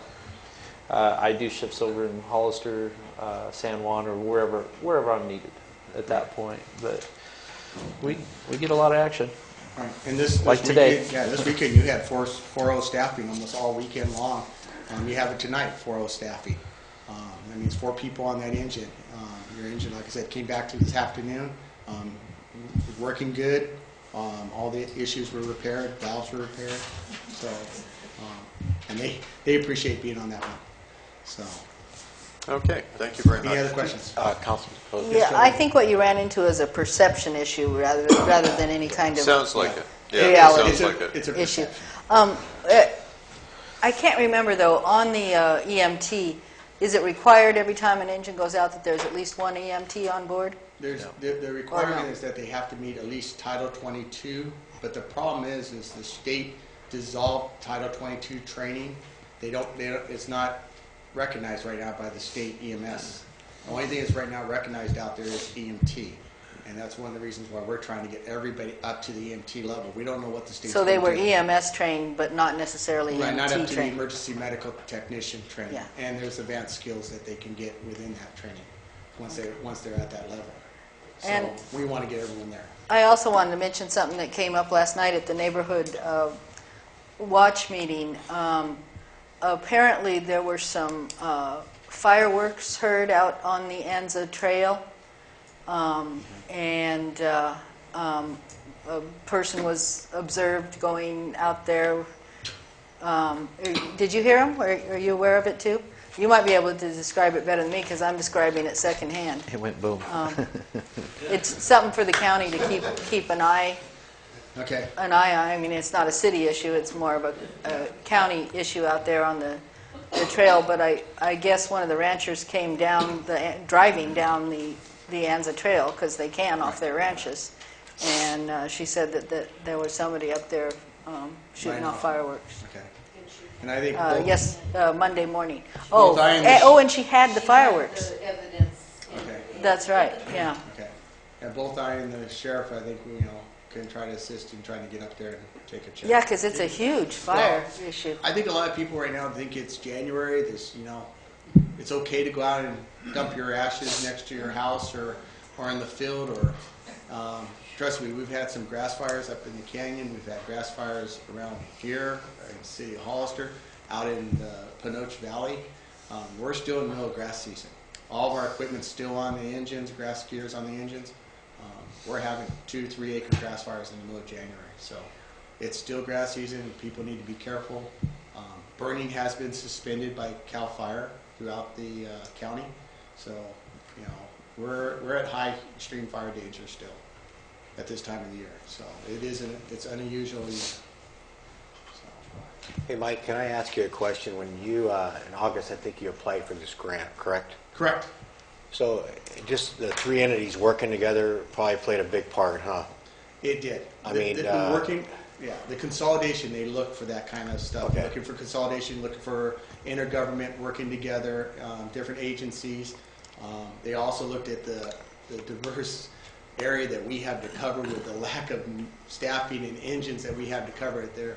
You know, all that takes into account, and they were very easy to get the additional personnel. Let me ask you one more. The hirees, the 12, will come within the reserves? If we get 12 qualified, yes, they step up. I mean, they have to apply, put application. I understand that, yeah. Yes, Okay. yes. And I think we have very qualified people, you know, from all departments, all agencies. How far are we from having another station? Sorry, Mike. Was I not supposed to ask that? No. We're looking right now at trying to work on Station 3, which is out at the airport. Right. I've been working real close with this CEO, Ray Espinoza, on that project, and the Board of Supervisors, members of the board. Fire committee, we've talked about it at the fire committee. We're putting some plans together. We're working on doing some drawings of the building and seeing if we can move forward on that project before summer. We want to try to have it up and running if we can. It's, you know, it will be at the airport. It really works good for all the coverage in that north zone. We had a structure fire out there on Rosa Morada today. Fully involved barn. It was fully involved when the call came out, according to all the RPs, and it was when we got on scene, still fully involved. So, you know, it would definitely be a great place to cover. So as soon as we can get that up and running, we will. Thanks, so Mike. I would say by summer. You know, I'm gonna. By summer. No I got an answer. Right, it's a lot of work. I mean, to build a station, just like you saw here, you know, maybe 90 days to 120 days. It takes a while to get it going, get it all those ends tied up. Well, the structure we were looking at looked like it can move forward pretty fast. Yeah, it was very open structure. Okay, I'm going to open it up for speakers. Or you have any numbers for the month? No, I do not. Okay. I apologize. I've been going from one end to the other today. No problem. Trying to scramble. And the grant says that they'd like to have us have those people on within 90 days, you know, if possible. So we're looking at sometime in April. Okay, thanks. And to kind of let everybody know that, you know, they are going to be hiring within first before they look out. As many people as going to be hired. So a lot of the volunteers that were here actually have really good chances of being picked up. So career opportunities have reached the goal here. Bob Reed. Thanks, Chief. Hi. I just wanted to thank the chief. We had a medical emergency at our ranch on Thursday, and someone had to be airlifted out. The San Juan engine showed up within 5 minutes. They're very professional. Thank you. Thank you, Bob. Rachel Ponce. I just have a question. When this collaboration first started, there was something about the San Juan volunteers couldn't apply to the Hollister Fire Department because they weren't reserves. So now with all this training that they've had, can they now be reserves and possibly be hired for the Hollister Fire Department? You know, I'll direct, Rachel, can I direct that to Chief?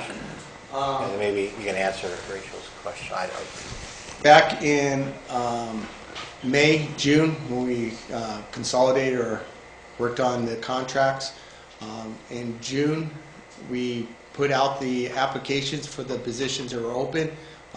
Multiple volunteers here that were not yet absorbed in applied for those positions. There was nothing saying that San Juan or San Benito County personnel could not. We opened it up to everybody at that time. Even though we hadn't yet consolidated, the contracts had not gone into force because we had to have those people on by the 23rd when we took over the contract. all agencies were able to apply. It wasn't strictly just Hollister Fire Reserves. And today, everybody that's in the department, from San Juan to San Benito County to Hollister, are all Hollister Reserves. There is no volunteers anymore. It's kind of a word that we use. You know, we call them sometimes volunteers, we call them sometimes reserves, we sometimes even call them pay call firefighters. It all means the same thing. They're getting paid for what they do, and they're reserve staff. So there is no separation, and I mean, that's, some people are thinking, no, it's one big family right now, and if Robert, I mean, if you agree, it's just one big, there is no separation. They can work, everybody can work over here, everybody here can work over at station 1, 2, 3, or 1, 2, 3. They work here at 4 already. Wait, I'm not counting out there. So they can work at any of the stations and vice versa. Except for the actual San Juan Volunteer Corps that we kept, right? Right.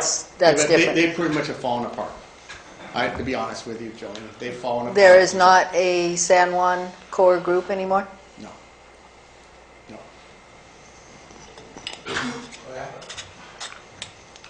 I can't answer that. I've really not talked to any of the individuals. They've just kind of been out there doing whatever they do. They have not been taking part in the drills or anything. So there's county fire and reserves. There's no longer a San Juan volunteer. The San Juan Volunteer Organization still exists. John Fox is the only active member so far. The rest of them haven't been training or turning out. Okay. Or doing any of the safety training or anything like that. So John Fox is the only one, and I commend him for doing it. He's been putting a lot of hours on training nights and stuff. Okay, so it does still exist. It just doesn't have a staff, a force. Yeah. Chris Feinstead is still a member, but he's phasing out and he's retiring, and we're extending his tenure with that for the next month so that he will have his 20 years in, and then we will be retiring him out. So we will have a San Juan volunteer, one person? That's it? And then we will have... You know, that we're authorized in the contract up to 6. Up to 6. So if people want to join just the volunteers, they can, but they have to go through the same training as the reserves and the rest of That's mandatory, that they'll have to go through the same training that Mike puts all of the reservists through. Right. For their safety and for the community, they have to be trained the same. I mean, no, I understand. You can't have two. I don't want 2 levels. It's you can't have it. You just, you know, when you're grabbing a body, say, hey, go in. Oh, wait a minute, you're not. You know, you don't want to do that. You want to have everyone at the same level, at least a basic level. So John Fox is trained like everybody else, but he is the San Juan volunteer. He got fit tested. He's got his turnouts checked out. Everything. Okay. He did everything back in July. And that's the only thing keeping our volunteer history alive. Correct. Wow. And the training is not, it's not just Hollister City, it's an OSHA requirements. Oh, yeah, I have no problem with the training. You know, that it kind of seems like whenever they want them to do something, that, oh, it's because it's Hollister. It is OSHA, it's IFSTA, it's State Fire Marshal training. It's nothing like, you know, this is Hollister's way. We use the national recognized training, and you know, IFSTA is what that training is, as well as the State Fire Marshal requirements. So, and I make sure of that. I want to use something that's out there that's proven training. So. And it's nothing different than we didn't do in the past either. Oh, yeah. So, you know, encouraging more volunteers. And we're taking applications all the time, so they can come down, apply. We interview them. I got 15 right now waiting in the drawer to start interviewing. For the reserves. Right. Yeah. Mike, how many, you're doing a swearing in at the Vets Hall, right, Friday? Correct. How many? About 46. 46 reserves are going to get sworn in. Their parents will be there and a cake. So, no, you know, people want to know, but they're young men and women. They'll be having a badge ceremony. Yeah, badge ceremony. Yeah. And if any of them want to have their personnel put the badge on and all, they'll be there, and we'll swear them in as a group. And tomorrow, like I said, I get sworn in, and then tomorrow afternoon, I promoted 4 engineers and 4 captains to permanent positions. They've been acting. Now they're permanent, and they'll be sworn in tomorrow afternoon around 1600 at the Vets building. Okay. So, but your fire department personnel. That's for you guys. So, any other questions? I don't have that. I'm good. Okay, so if we don't have volunteers, are they needed? Yeah. We wanted to keep the history alive is the main reason why That we was wanted to my- keep the volunteers. But apparently there aren't enough people who want to be volunteers. The reserves were more,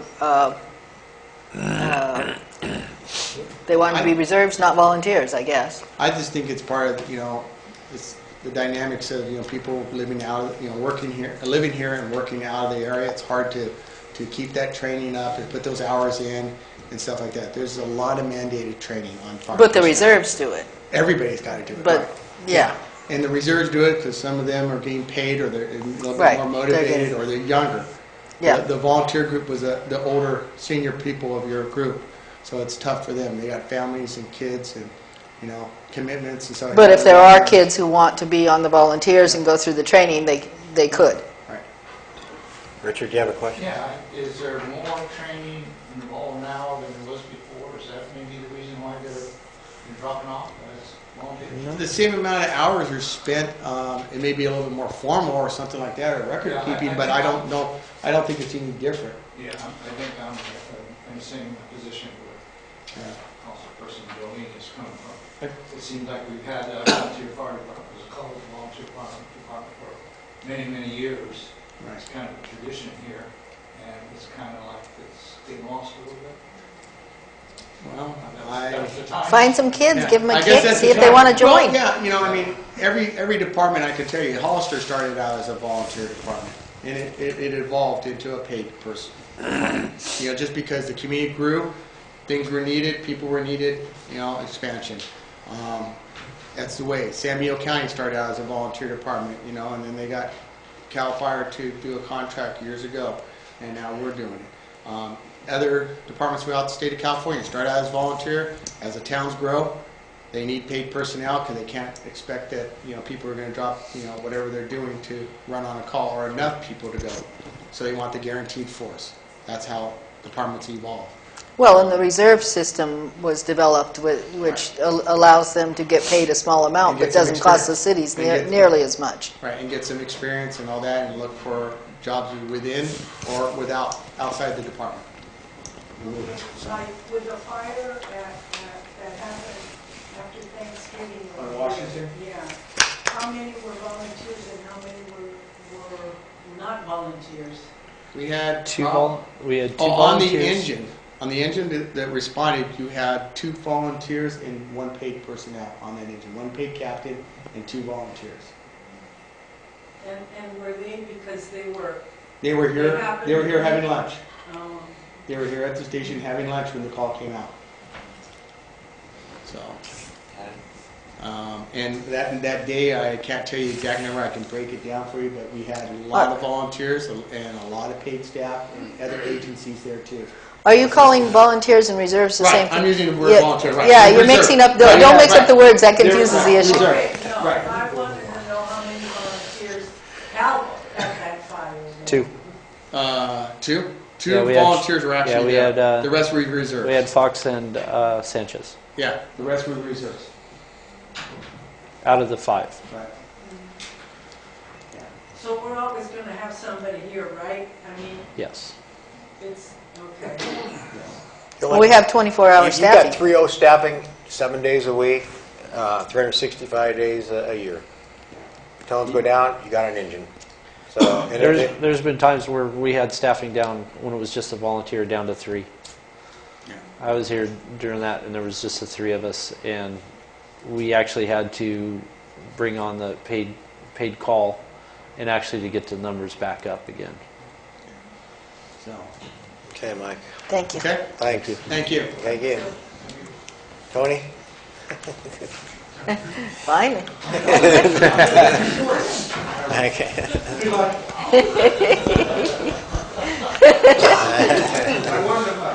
Well, what was that, a 2-hour wait for you, Tony? Okay, I'm not.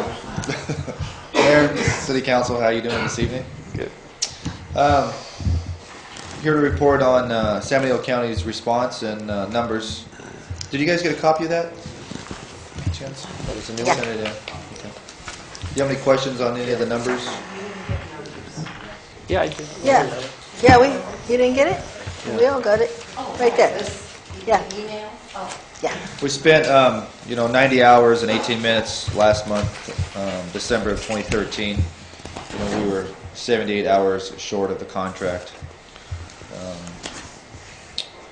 As of right now, we have 18 sworn deputies. That's from the sheriff down.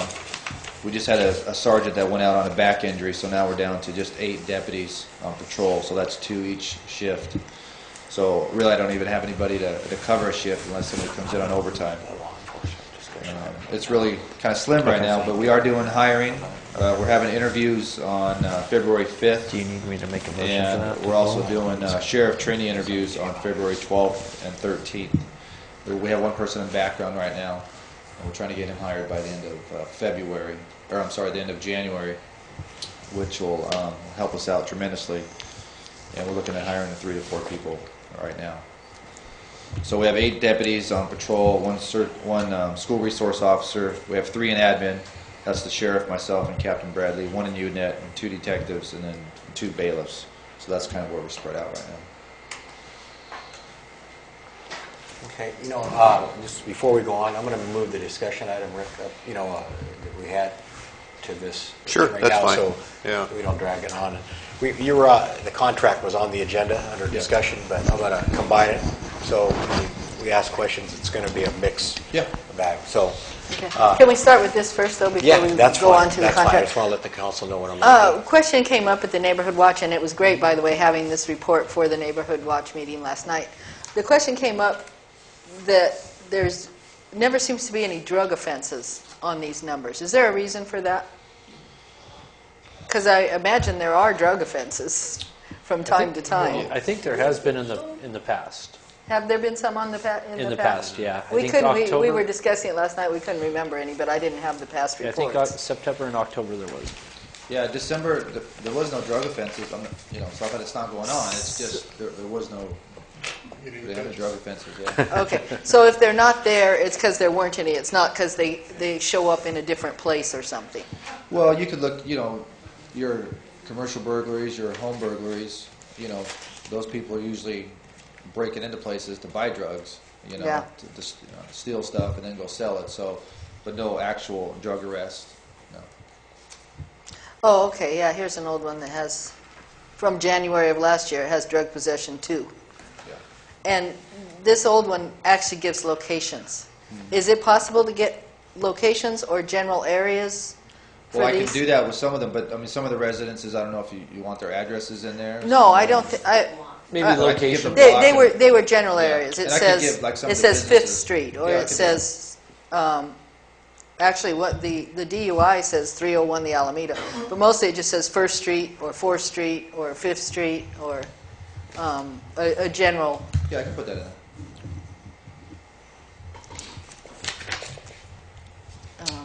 Okay, you done doing it?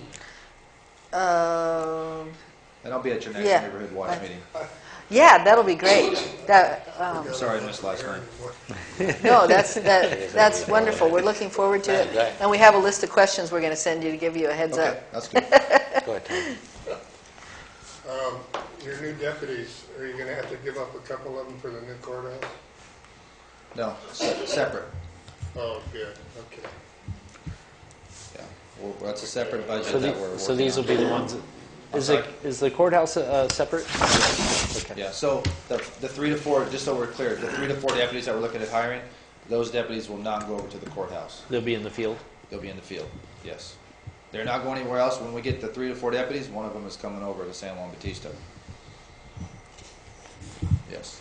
And then every weekend too, I have an overtime shift for Friday, Saturday, and Sunday. I'm doing it from 1,500 hours to 2,300 hours. Then on Sunday, from 10 o'clock in the morning till 8 o'clock at night. But guys have been working so much overtime the past month because we're so short that, last weekend we only had one deputy sign up. And he was with one of our reserve deputies. and then the other 2 shifts weren't filled. So, and I put one out again for this weekend. But, you know, the rumor around work is it's just that they're exhausted, and so they're not signing up for overtime. Any other questions regarding the staff, monthly staff, before we go to the discussion? No. Maybe I could shorten this a little bit. When I wanted to put this item on the agenda, it was because of the number of hours that were being reported in San Juan, and that started with last month's meeting. In the process of gathering information for tonight, I found out how shorthanded the sheriff's office was, which I wasn't aware of before. It appears that our contract calls for more hours than they're able to provide right now, but that will change as staffing improves. So basically, I don't really have any issues to discuss because all of my questions have been answered. Okay, thank you. And then I don't have any, if there's not any other questions, I'm going to open it to the public for... I got a couple.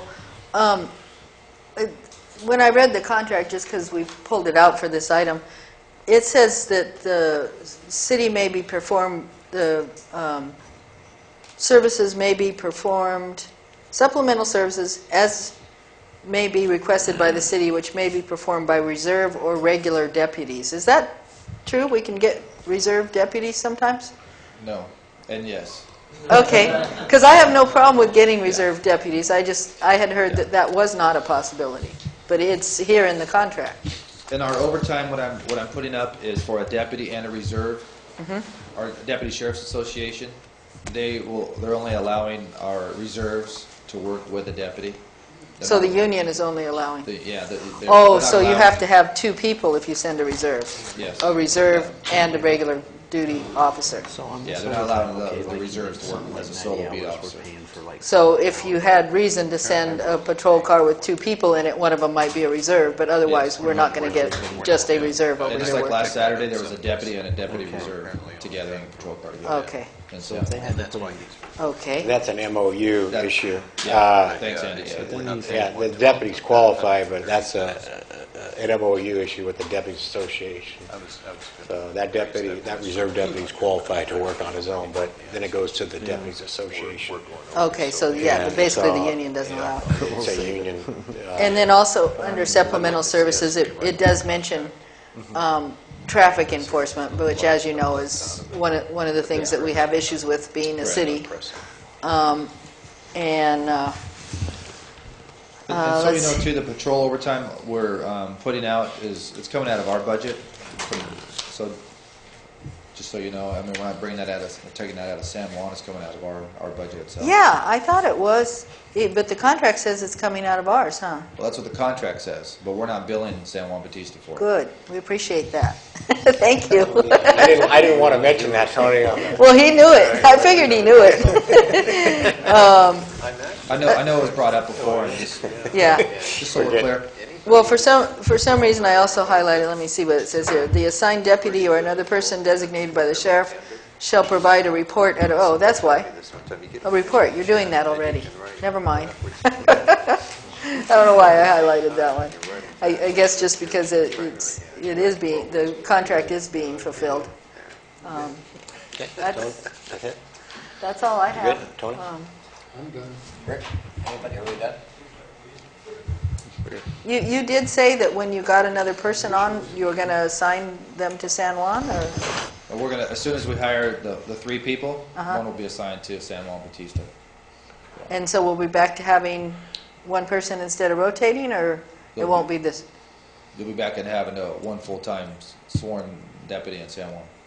And then rotating sheriffs as required, or as? What do you mean? You mean rotating the deputy like every 6 months or every year? No, I meant like we've been getting rotating different people all the time. You'll have a deputy in here, you know, the 40 hours for the contract. Okay. And then the other 3 days that he's off, you know, the deputies will be coming in, you know, like they usually do. Okay. But you won't have 24 hours, you know, like if you had 2 deputies assigned to San Juan, you're just going to have 1 deputy assigned to San Juan. And